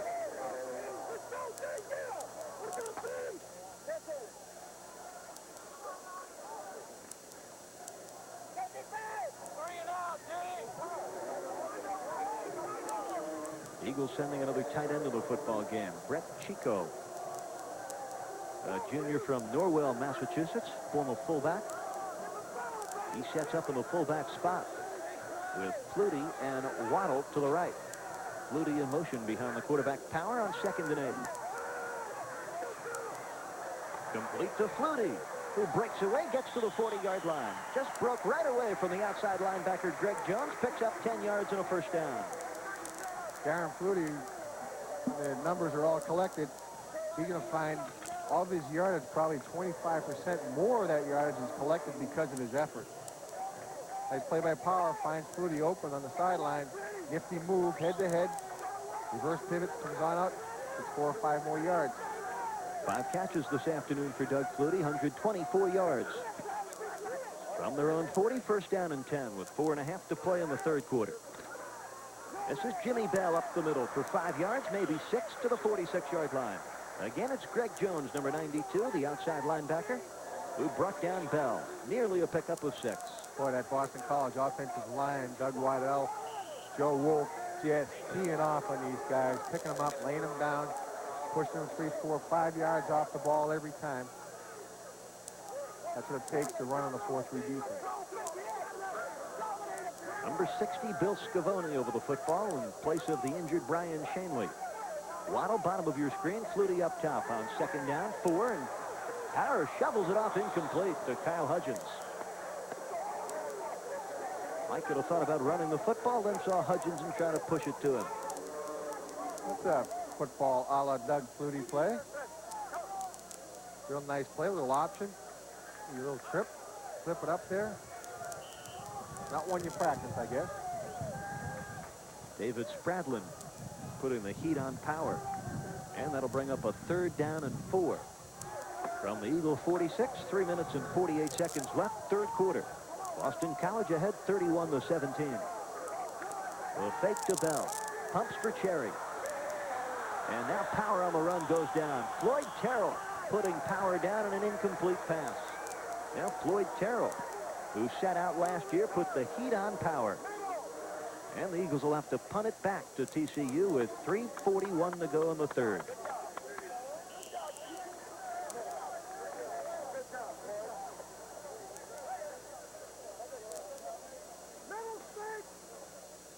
David Rooney going to punt it to Philonda Newton, who's back at his own 14. Rooney's last punt, a 53-yarder. And Philonda going to try to do something with it, but can't do much to the 21 to the 22-yard line. Again, Matt Kelly, the linebacker, down on special teams, along with David Thompson and Mike Saylor. Second, that's Bill Smithers, number 51. Well, you mentioned a couple of the guys who really make this Boston College special teams good. They've been playing on special teams for 4 years. They really know their way around out there. They're a great cover team. Boston College has a reputation of being a great cover team. That's a very big concern of incoming teams. They're not going to get any returns on punts and kickoffs. Now, Rasco in the football game, the quarterback, 3 for 5, and he gives it to Tony Jeffrey, who moves up to the 25-yard line. A pickup of 3 yards on the play. Looks like we might see a little bit more of Jeffrey. Seems almost that when TCU came in a game, the philosophy was to let Scott Aiken really carry the burden of the offense. Jim Wacker's plan was to exploit Boston College's inability to play well against the option. BC in turn has risen to the occasion. Rasco looking for Tony Allen, incomplete. Stevie Williams covering. The speedster Tony Allen, who runs a sub 4.440. He's a track star at TCU, Tony Allen. Going in motion right here, around, picking up, eyeballing who's got him in coverage. He's going to break this thing off. The key is to come back to the football, which he does. But the ball, unfortunately, wasn't delivered. Tough ball to catch if you can't get at it. David Rasco is now 2 for 5. Has a 3rd down and 8 from his own 25. And has Reggie Davis over the middle for the first down up to the 42-yard line. Cecil Rick stopping Reggie Davis, but the big split end makes the first down catch and picks up 16. Back to the timing pattern. Watch this one now. 2, 3 steps back, turn, just throw it. Throw to an area. Pretty effective football play for TCU this afternoon. 12th first down of the ball game for TCU. Their own 43. Tony Jeffrey has the handoff and manages to squirt across the 45 near the 47. John Galvin brought him down. Jeffrey's got an interesting ability to hide behind his offensive lineman. Looks like he's down. The pile stops moving. Then suddenly Jeffrey skirts out. Defense has a tendency to lose sight of the guy. They slow down. They say, oh, somebody made the tackle. That's big play time. 2:10 left, third quarter. Boston College in front, 31-17, and a 2nd and 6 for TCU at their own 47. Tony Allen in motion. This is Tony Jeffrey. Nice move. Across midfield in the Eagle territory at the 48. A pickup of just about 6, very close to the first down. And another injury on the field. It's David Johnson of Boston College, who had the interception first half. But again, another stellar run by Jeffrey. Jeffrey's showing that great body movement right there, just turning that BC defense that was in great position to make a play, turning them around, and taking a play that probably had nothing, turns it into a good play. See what happened to Davy Johnson here. Johnson does a good job of turning the play back, but he thinks Jeffrey's inside, so he spins back in, and ultimately knocks 2 other Boston College defenders out of the play. Romanowski and McPherson finally stopping Tony Jeffrey. By the looks of it, I thought it might have been an ankle for Dave Johnson. Now that's another element of team defense is to use your people. Now be aware of who's around you. Know what your responsibility is. In his case, my responsibility is turn the play back in. The ball goes inside, nobody's there to make the play. That's unfortunate. Make sure you get your job done. Let the other guys, give the other guys on the defense an opportunity to help you out. By the way, next week, the Boston College Eagles host the Owls of Temple University here at Alumni Stadium. Once again, you can see it right here on Nesson. Join us for all the action next Tuesday afternoon at 3:30, Boston College and Temple, right here on your New England Sports Network. Remember last year's game? It was a real shootout at the Vet in Philadelphia, the Troy Stratford-Paul Palmer show. Absolutely. Wide open football. The thing about Temple is they always give Boston College trouble. Bruce Arians and company, always ready for a battle. And you look right at Tony Jeffrey, who's halfway to his 8th 100-yard game. Third down, less than a yard at the BC 48. Rasco has the first down, gets to the 45-yard line. John Galvin, the linebacker, with an assist from Kevin Pearson, stopping the quarterback Rasco, who certainly isn't the running threat that Scott Ankrum was, but still getting it done. And you see what he did against Kansas State a year ago. Rasco, the quarterback out of necessity, I suppose. He's got a couple of years under his belt. He knows the position. He's very capable. Mentioned 18 career starts in the inter-squad game. This fall went 15 for 18. So it's not like Ankrum won the job by default. Here's Tony Jeffrey on first down. Ripping away from tacklers, gets inside the 40 down to the 38-yard line. Pickup of 6 yards for Tony Jeffrey, or nearly 6. I wonder why Jim Wacker only gave it to him 3 times first half. This is a man that averaged 107 yards a ball game a year ago. Well, with the special emphasis on diversifying the attack on offense, stands to reason that Jim Wacker was going to let Scott Ankrum really carry the burden of the offense. He did. 2nd down and 4. Rasco looking for the screen. Jeffrey's covered. Rasco fires it that way, and it's juggled around and dropped by Steve Williams, who nearly came up with the interception. And there is a penalty marker back at midfield. And a roughing the passer call coming up on Bill Romanowski. Tough play right here, taking all the action, pushing it to the sideline, spreading out that defense. Probably a pretty good call. Pass thrown right in between Reggie Davis and Tony Jeffrey, and right to Steve Williams. Tough one right there. You talk about perpetuating a drive. Penalty in a crucial situation will do that. That penalty right there just took TCU, moved them into scoring position. Peter, 27 seconds left in this third quarter. Eagles have a 31-17 lead, but I'll tell you what, another touchdown here, and we've got a whale of a fourth quarter ahead. BC should be very careful about falling asleep on these guys. Don't give them anything. There's your penalty story. David Rasco has it for TCU, 1st and 10 at the BC 24. Rasco firing incomplete for Tony Allen, who is wide open at the 16. Peter Gray getting his hands up and right into Rasco's face, forcing him to throw the ball over his hands and off target. Well, Jim Wacker has never lost an opener at TCU, 3-0-1.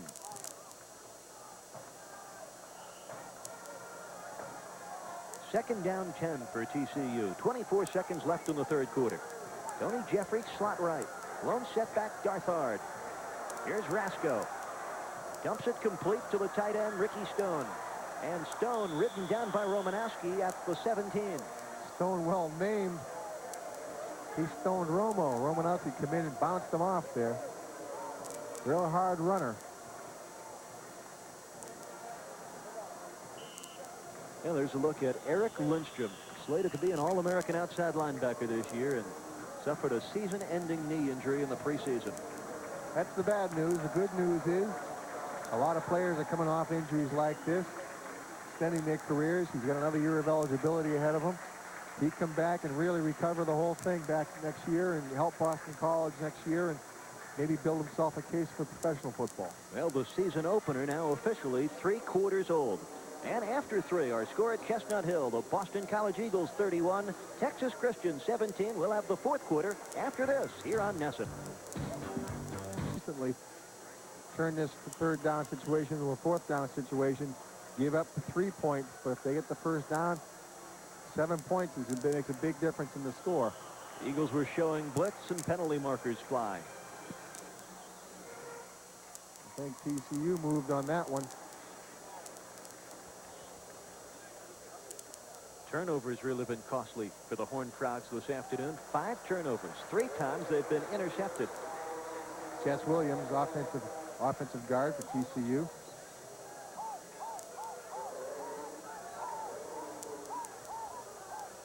There's a look at Dave Johnson, a strong safety who had one of the interceptions earlier in his afternoon through. Well, instead of 3rd and 3, it's 3rd and 8 now. First play of the 4th quarter. TCU looking to get back within striking distance. Rasco flips it for Tony Jeffrey, incomplete at the 20-yard line. John Galvin, the linebacker, covering. And all of a sudden, number 27, the main man for the Horned Frogs. But Rasco couldn't deliver the mail.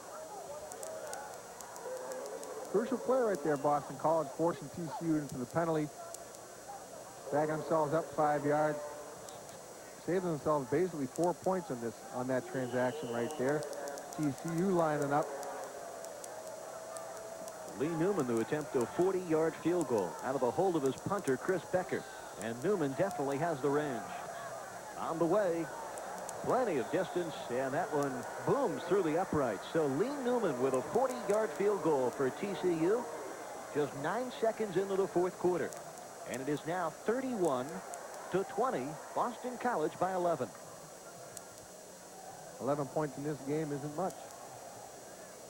Nope. Last year, Lee Newman was 16 for 19, 84% on his field goals. And this is second today. He had a 25-yarder in the 2nd quarter. Very strong kid for his size. Bench presses over 300 pounds, squats over 500 pounds. Very powerful kid. Newman, a junior from Garland, Texas. Well, Texas Christian with the last 10 points in the ballgame. Tony Jeffrey's 55-yard touchdown reception. Eagles led it 24-10 at halftime. And they did that with a 21-point 2nd quarter. They trailed at 1 point in this football game, 10-3. 10-play, 48-yard scoring drive engineered by David Rasco and certainly helped by the roughing the quarterback call. So we've got a ball game with 14:51 remaining. Just an 11-point lead for the Eagles. 51 points on the board. We expected our share of Chestnut Hill fireworks today. This is Timmy Frager, and the freshman makes a good decision. Touchback, 1st and 10 for BC at their own 20.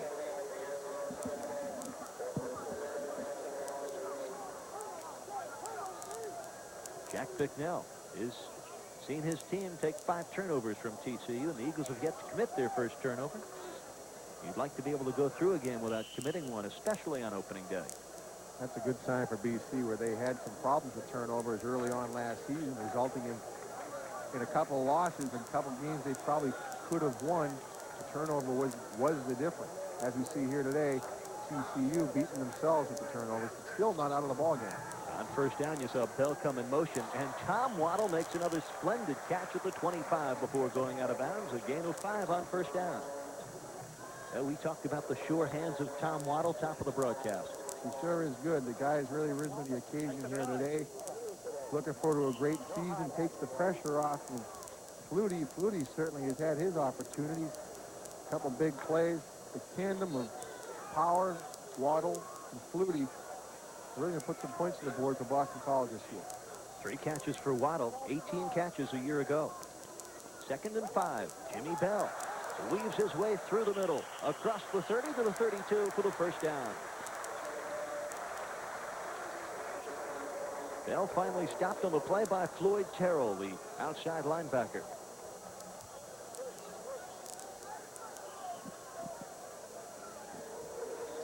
So Boston College getting the ground game untracked a little bit. They'd like to be able to keep it on the ground and keep the clock moving. Mike Power this afternoon, 354 yards in the air. Bell, 30 yards on the ground. Powers, 14 for 29, and has it 1st and 10, his own 32. Incomplete. Off the hands, intended for Pete Casparilla, the tight end. And again, number 40, Floyd Terrell, right with him.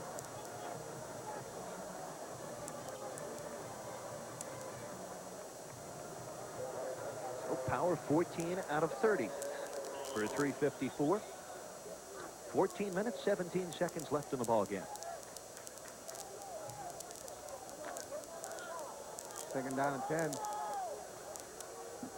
Ray Hilbert into the ball game, a sophomore wideout. He's wide to the right. Here comes Jim Bell. Again, Bell sidestepping his way across the 35 up near the 37-yard line.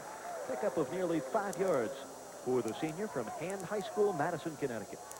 Jimmy Bell, very similar in effect to Troy Stratford of last year, where Troy had to get the ball 20 to 25 times a ball game to be effective. Bell is pretty much the same type of back. He's got to carry the mail a few times, 15, 20 times a game to get that average up there.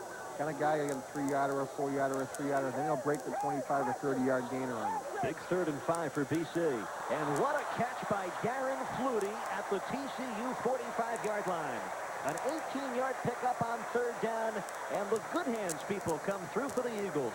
Hey, this is all guts right here because, you know, Mike Power drops back in pretty good protection, feels the pressure a little bit, lets it go, hangs Darren out to dry. Now you see these bodies crossing back and forth. Hey, Darren just lays it out there. That could have been a guy just eyeballing him, ready to cut him in half. Very tough catch. Tremendous amount of concentration, great hand. 15 completions, 372 yards for the junior Mike Power. 1st and 10 at the TCU 45. This is Jim Bell. Jim Bell to the 40-yard line. A pickup of 5 brought down by Andre Spencer, number 35, and the free safety Philonda Newton. 13 minutes left in the football game. Eagles lead it by 11 points, 31-20. Boy, McNeil's really mixing up the stew right now. He's got a little carrot in there, get a little potato in there, a little cabbage, throw the ball, run the ball inside, outside, over the top. This is the kind of offense Jack likes to run. 31 points on opening day. Eagles looking very, very good with the football. 2nd down, 5 at the TCU 40. Again, it's Jim Bell. And Bell gets inside the 40 to the 38. Philonda Newton, Tracy Simeon, number 56, and the strong safety Tommy Sharp up to stop Bell after a gain of 2.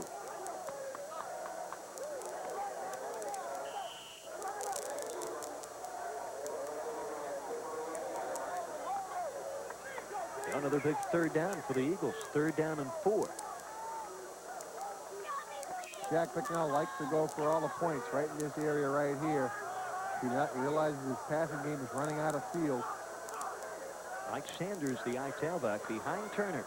And Sanders gets the call and has the first down. Mike Sanders, a sophomore from Baltimore, Maryland picks up the first down, straight up the middle. That's a real nice play. A little sprint draw action. Looks like pass all the way. They pulled that one out of the archives. The Seattle Seahawks made that play famous with Jim Zorn. Pickup of 7 yards for Mike Sanders, and both clubs with 14 first downs apiece. Sanders didn't play a year ago. Had a fine high school career at Baltimore. First and 10 for the Eagles. Again, it's Michael Sanders.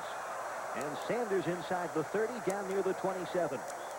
A pickup of nearly 6 yards, so Sanders with 13 yards in his last 2 carries. Sanders is really an example of the fine quality of recruits that they've been bringing in here the past several years at Boston College. One of the residual bonuses of a bowl team is you become an attractive place for the good blue chip players to go to. And BC, year after year now, they're getting these bowls, they're getting a lot of attention, a Heisman Trophy winner, an Outland Trophy winner, a lot of high draft picks. The kids want to come to Boston College and play this schedule. And he's just an example of what they've got in reserve. Jim Turner to the 20-yard line and across for another Boston College first down.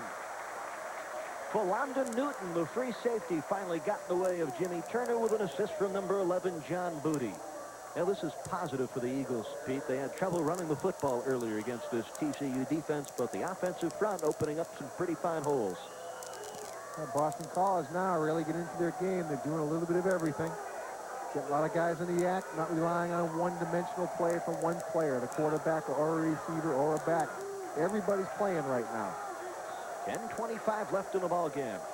And Jim Turner again into the secondary, wrestled down by Philanda Newton at the 11. A 9-yard rumble for Jim Turner.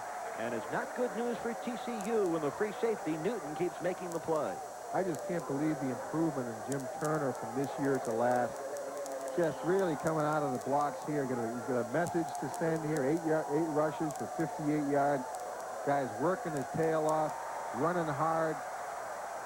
To be elected captain by his peers, he epitomizes hard work, intensity, drive, all those intangibles. A former walk-on, Jimmy Turner.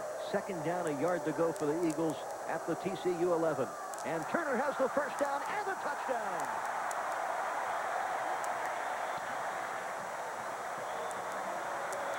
Well, the captain gets pay dirt. Well, that's somewhat of a pleasant departure. Usually when you start bragging on a guy, he fumbles it on you or something. Jimmy Turner makes us look good. With an 11-yard touchdown run, his second touchdown score this afternoon, and a 3-yarder back in the second quarter. 37-20, Boston College, 9:37 to go in the ball game. Ryan Lowe will try to tack on the extra point. Penalty marker down. Pete, a big drive for Boston College. TCU is, again, the extracurriculars continue. And another penalty marker down.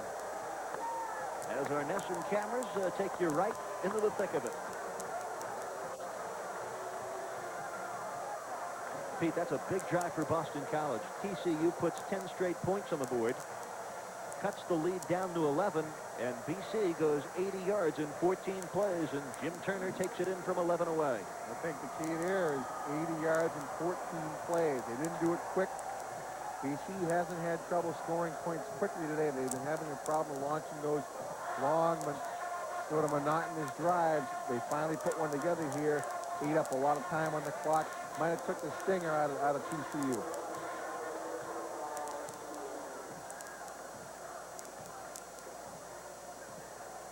You get a penalty against Boston College. Illegal procedure call against the Eagles. The flags were thrown in the middle of that ruckus. And a personal foul against TCU.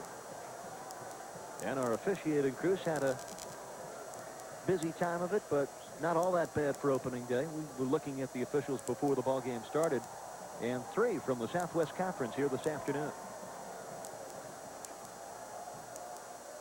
Remember last year Boston College, while in the Southwest Conference, did not have representation in the referees from the ECAC. That was down at Irving, Texas. Great game. Yes, it was. Saw a different side of Jack McNell. Matter of fact, that was our first NESN telecast to the BC Eagles. Was a 31-29 SMU victory. Wide And open. the only loss the Eagles have ever suffered here on NESN. Now Brian Lowe with the bare foot will try to tack on the point after from 20 yards away. And he does it. With 9:37 remaining in the fourth quarter, it is now Boston College 38 and Texas Christian 20.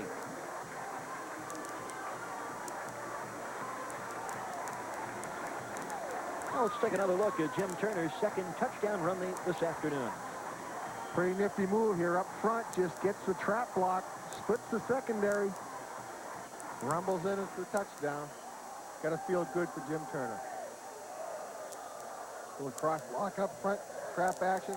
That's really the most vulnerable play of the 4-3 is that inside trap game. Boston College has got comfortable running against it. Executed quite well. And a look at the scoring drive. We remarked about it earlier. 14 plays, 80 yards. Jack McNell would not have asked for anything more. 9 minutes and 37 seconds left in opening day here at Chestnut Hill. Eagles looking for their first victory on opening day since 1984. Last year, a frustrating 11-9 loss to Rutgers, and before that, it was a 28-14 loss to BYU. A moment ago, you saw Jim Turner. You know, Turner's got 61 yards rushing today. Pete, all last season had 152 yards on the ground, so it's been a very productive opener for Turner. Big day for Jim. Watch out, all the girls in downtown Boston. Jim's on the loose tonight. Now Turner with a touchdown runs of 3 yards and 11 yards, and Mike Powers flipped 3 touchdown passes and has spread it around well. Bell for 23, Flutie for 44, and Marcus Cherry for 78. We've had some fireworks here on NESN. A short kick taken on the run by Fred Washington, and Washington gets up to the 34-yard line where he draws a crowd. Fred Washington, interesting story. He's a backup defensive tackle for this TCU club.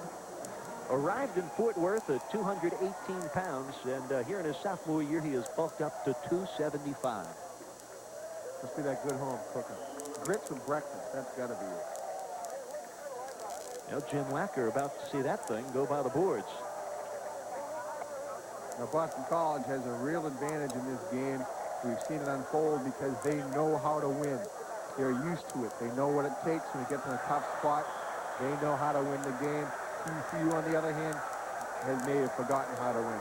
There aren't many players left in this team who were on the Blue Bonnet Bowl team of 3 years ago. Kevin Pearson just in a nice play stopping Tony Jeffrey for a loss of 1. Hammer job right here. Bill Romanowski making the quarterback pay. He's free game. Take a shot at him. Why not? Make him the body punch thing again. Make him feel it. Been a good opener for Pearson. Oh, sure. Second down, 11. Rasco to throw. On up top, going deep. And incomplete, intended for Gerard Delaney down at the Boston College 36. Cecil Ricks and Rico Labby covering. Ricks has played much of this ball game at free safety. Have to wonder if Eddie Duran went out with an injury earlier. There is a penalty marker back at the 36-yard line. And appears to be against the Horned Frogs. Well, Delaney right there suffering from a case of alligator arm. You ever see, usually you have the alligator arm when the check comes at a restaurant. You just can't get your arms aren't long enough to go into your pocket. But right there is a classic case. Quarterback lays the guy out to dry. His arms get awful short when he's hung out like this, and he sees that defender beating down on him. An illegal receiver downfield against Texas Christian. Penalty refused by Boston College. Well, the crowd's having a good time. The Wave taking over Alumni Stadium. About 30,000 here this afternoon. My personal opinion on the Wave is the home team should be penalized anytime it's not done properly. Well, you played at the Seattle Kingdom and the Seahawk fans They do well. invented it. They invented it up there. These guys aren't bad, I'll tell you. Third down, 11 with 9:23 left in the ball game. Rasco puts it up for Tony Jeffrey, incomplete. Bill Thompson was with him step for step out in the left flat. Billy Thompson really showing how versatile he is today. He's done an excellent job of shutting down the option. He's been in several key pass defensive situations. really has risen to the occasion with the absence of Eric Lindstrom. The burden of responsibility playing that top corner falls on his shoulders. He seems to have risen to the occasion. Chris Becker on to punt for TCU. And there is a beauty. Flutie back at the 14. And Flutie gets to the 20-yard line. So a 6-yard return for Darren Flutie on a 52-yard punt for Chris Becker. Last year, Becker nailed the 2 longest punts in the Southwest Conference, a 77-yarder versus Baylor and a 73-yarder against Texas Tech. It's a great weapon in an arsenal right there. Hitting that ball down there, putting Boston College starting inside the 20-yard line. Today, hitting a 44.5 average. That certainly is acceptable. Helps the team a little bit. Most of them haven't been too pretty, but they've been effective. The Eagles lead it by 18, 38-20, 9 minutes, 6 seconds to play in the football game. And this is Tracy Giles. And Giles breaks free. Giles. Tracy Giles all the way to the TCU 27-yard line. His first run of the season, 54 yards, and the junior from Southborough, Massachusetts, who missed all of last season with a knee injury, certainly debuts impressively. Now, just as we were talking about before, Giles up inside, hides behind his offensive line, makes the cut, and breaks out. Now it's a foot race. Tracy running out of gas down there about that 40-yard dash. He was not too good after 40 yards, but just a nice play. Real nice play. Backfield coach at BC, he's shown us he's at least 3 deep. His first carry 2 years goes 54 yards. You know, Giles had reconstructive knee surgery last year, and Mike Godbolt tells us that Giles has definitely picked up a tenth of a second in his 40-yard time. He's got to make Eric Lindstrom feel good because that's the same surgery that Lindstrom had the other day. So through hard work, great rehab program here at BC, Eric will have an opportunity to play again. Eagles with a legal procedure. As you see, number 69, right tackle Dave Wydell charging off sides. You're 6'6", 280. You can't hide. You can jump off sides if you want. First and 15 for the Eagles at the TCU 32, and here comes Michael Sanders across the 30 all the way to the 27-yard line. There, Floyd Terrell rode him down. Well, the Eagles, Jack Bicknell said at Media Day, this is the deepest club I've ever had, and they're showing that this afternoon. Giving everybody a shot. I think he realizes, looking out there a little bit, looking at that schedule, they're going to need all the help they can get week after week. There's no breaks in this Boston College schedule. Sanders, Giles, and Jimmy Bell have all run well from the tailback spot.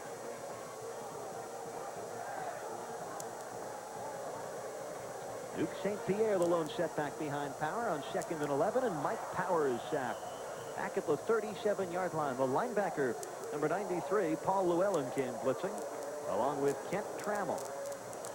And a loss back to the 36, and another injury for Boston College, and it's Bill Scavone, the number 2 center. He came on for Brian Shanley, who was injured earlier this afternoon. Well, we're going to see how deep they are in the offensive line this afternoon. Is Jack Bicknell waving to me? Trying to get my attention? No, Jack, I don't have any eligibility left. Look at you saying, what are you doing to my centers? I'm running out of centers. Now, Cowboy Jack, 9-7 in his career against Southwest Conference teams. Matter of fact, Coach Bicknell's first Boston College victory came against a Southwest Conference opponent back in 1981 when they defeated Texas A&M. But their last win against a Southwest Conference club, you remember it well, the January '85 Cotton Bowl when they romped Houston 45-28. 7:25 left in this football game, a 3rd and 20 for BC. Back at the TCU 36. Tommy Waddle and Flutie out of your picture, and there you see Flutie in motion. Power fumbles the snap from center, but gets it back. David Rooney time. A punting situation for the Eagles with 7 minutes, 6 seconds to play. And the new center, perhaps a mix-up on the exchange, was Radigan for BC. Mike Radigan, a sophomore from Warrington, Pennsylvania. That's the thing we mentioned earlier. losing the starting center, that very precious exchange and center to the quarterback. The timing is very important. Rooney's ninth punt fumbled by TCU. The Eagles have recovered. Nope, I think TCU has it back. The mad scramble on the far side. Mike Saylor had a shot at it for Boston College. But the Horned Frogs retain possession. Here's a great angle right now. Ball coming down. Gives you an idea of the pressure. See what this receiver is seeing. Bill Smithers right in his face. Figuring if I catch this thing, I'm going to get creamed. Alonda Newton fumbled it, and Stanley Petrie recovered it for TCU. So the Horned Frogs to offense, down 18 with 6:35 to play. And they've got a new quarterback in the football game. It's Giles who gives to Jeffrey. And Jeffrey breaks a couple of tackles, gets up to the 32-yard line. Pickup of 24 yards for Tony Jeffrey. Check at 15 yards for Jeffrey.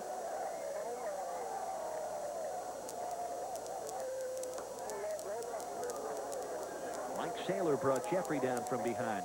And there's a look at the new quarterback for Texas Christian. Third one we see today. With the same problem Boston College has with centers. Shuffling through.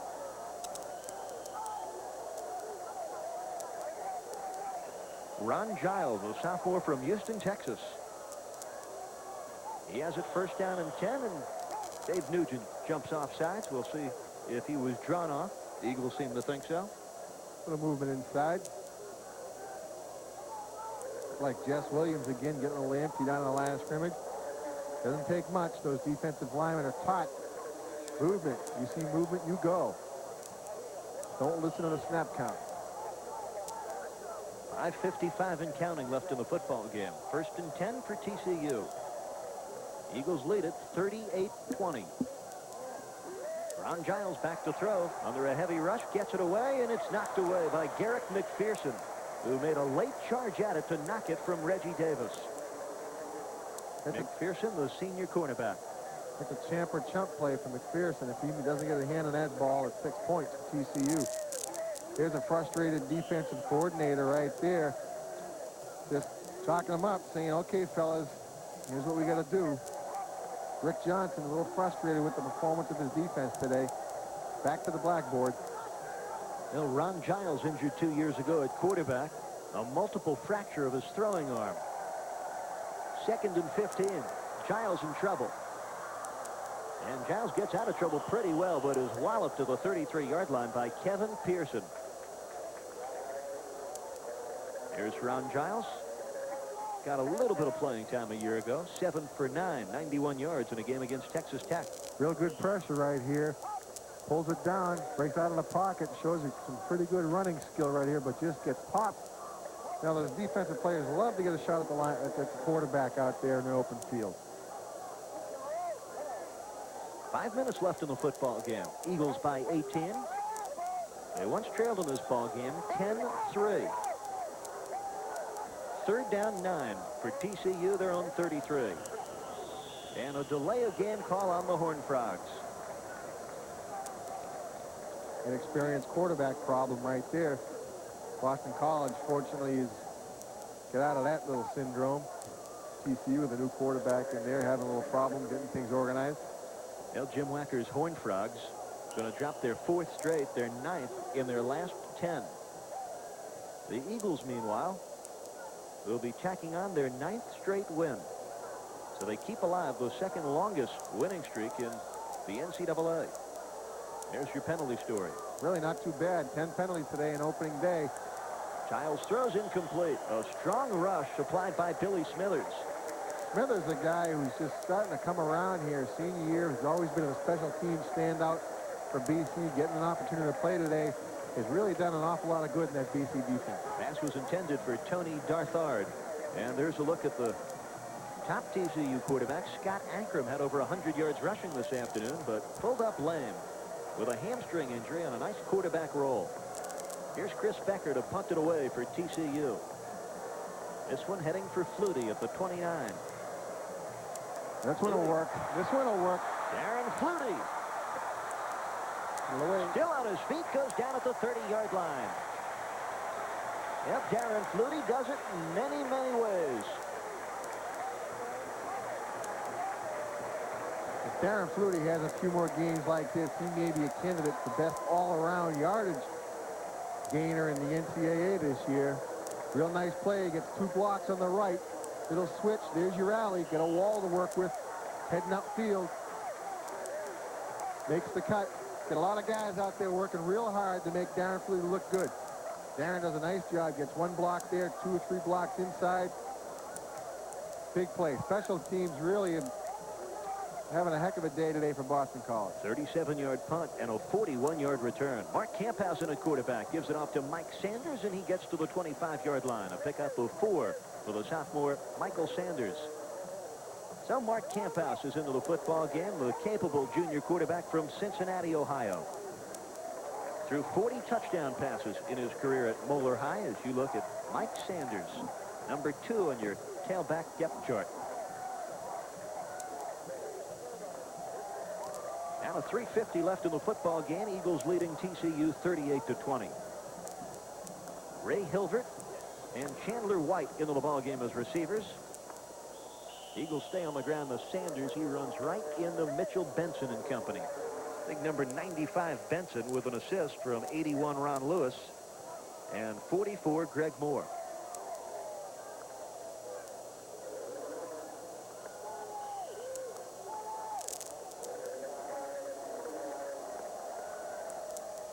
.3:15 left in the ball game.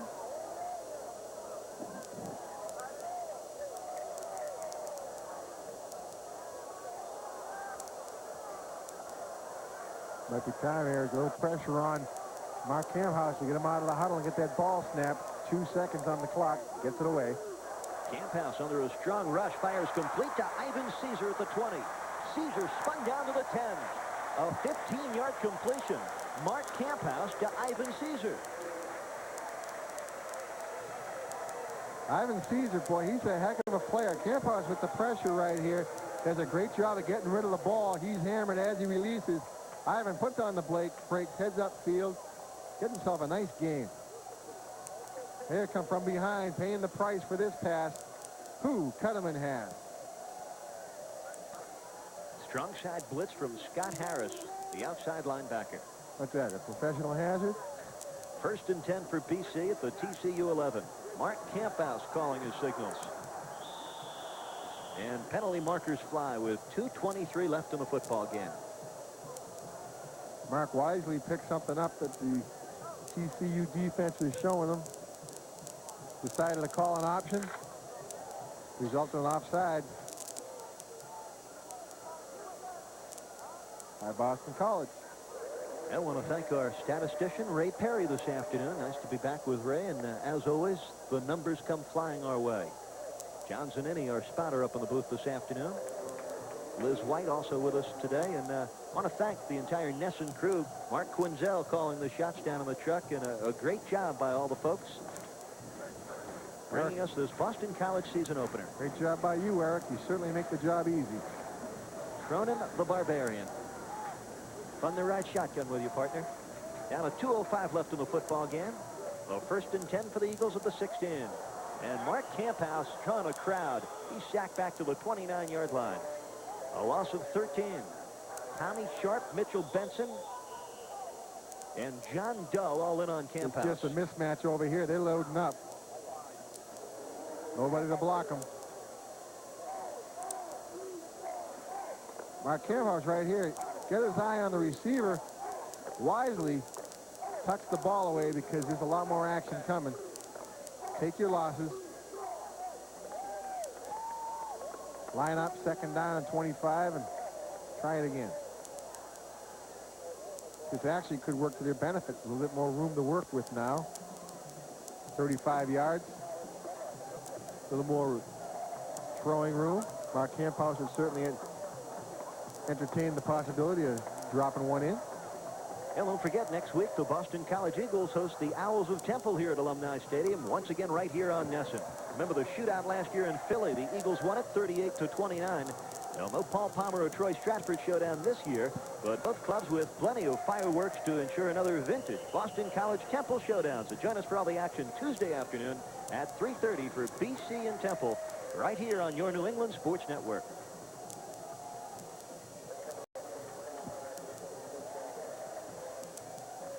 And look at the timeout story. Eagles with 3 and TCU with 2 remaining. I don't think St. Pierre and Mike Sanders, the backfield behind Camphouse. I don't think you'll see BC using their timeouts.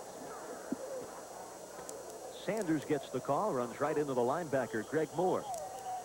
On 2nd and 22 from the 26-yard line, Sanders picks up a couple.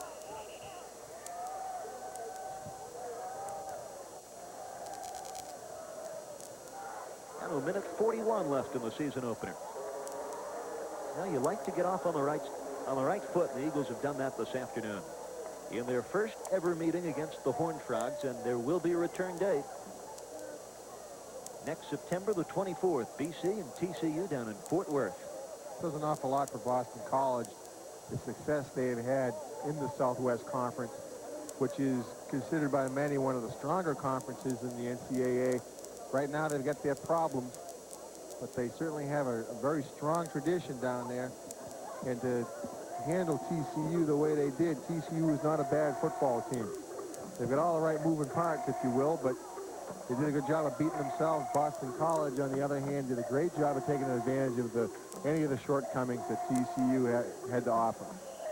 Now TCU takes another timeout, stopping the clock with a minute 41 remaining, fourth quarter. A 21-point second quarter did it today for the Eagles. Turned a 10-3 deficit into a 24-10 halftime lead. Third down 20 for the Eagles from the TCU 24. Cherry and Gregory to the right. Blitz coming. Camphouse gets it away. Incomplete for Chuck Gregory at the 10. And Chuck saying, hey, Philonda Newton pushed me. Here's Chuck Gregory out of Detroit, Michigan. Clock stops with a minute 36. Looked like Philonda Newton might have taken a little lesson from Scott Bonerski there. A little wrestle hold. Catchable ball, but the referees apparently want to see this game come to a halt. Let them play on. There is Mr. Philonda Newton. He's going on the all-time great name list, they think. Eagles go for it here on 4th down and 20. Ray Hilvert, the sophomore, in motion. Gregory, bottom of your screen. Camphouse hit as he throws it, and throws it incomplete for Ivan Caesar. Camphouse was knocked off his feet by Tommy Sharp, the blitzing strong safety. And on 4th down and 20, the Eagles give up the football on down. So TCU gets it with a minute 30 remaining. Camphouse has certainly had a tough afternoon so far. Has done a relatively good job of delivering the ball, but he gets that, when he releases that ball, he's getting hit every time. Remember, Camphouse last year came on when Mike Power was injured in the California game. Then went 4 for 14 against Penn State the following week, 55 yards in the air before he broke his thumb and was out for the year, and the job went back to Sean Halloran. Ron Giles gives the football to the backup fullback, Roscoe Tatum. And Tatum picks up a couple. Clock winding down under a minute 20. Actually, a pickup of 4 yards for Roscoe Tatum. So it'll bring up a 2nd down and 6. Well, Jack Bicknell will look at his injury report after the game and see just how successful opening day was. Tatum picks up just a yard. Giles and Tatum with problems on the exchange. You think about injuries, we saw Dave Johnson go off, the strong safety, and the top 2 centers for the Eagles, Brian Shanley and Bill Scavone. Hopefully none of the injuries here on opening day serious for Boston College. Ron Giles on the keeper, goes down 30-yard line. A pickup of 2 on 3rd down and 10. And 30 seconds left in the football game.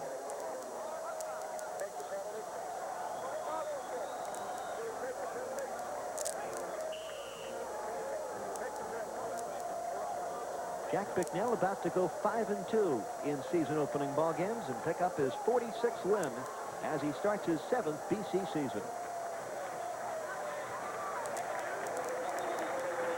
For the kind of schedule BC has to entertain this year, there's no doubt about it. A win today feels good to Jack Bicknell. Yes, it does. Hard for Cowboy Jack to hold back the smile. Opening day goes very well for his BC Eagles. A packed house at Alumni Stadium here to see it. And we're glad you were with us on the New England Sports Network as our season-long coverage of Boston College football begins on a bright note. Your final score this afternoon: the Boston College Eagles 38, the Texas Christian Horned Frogs 20. We'll be back with a recap in just a moment here on NESN.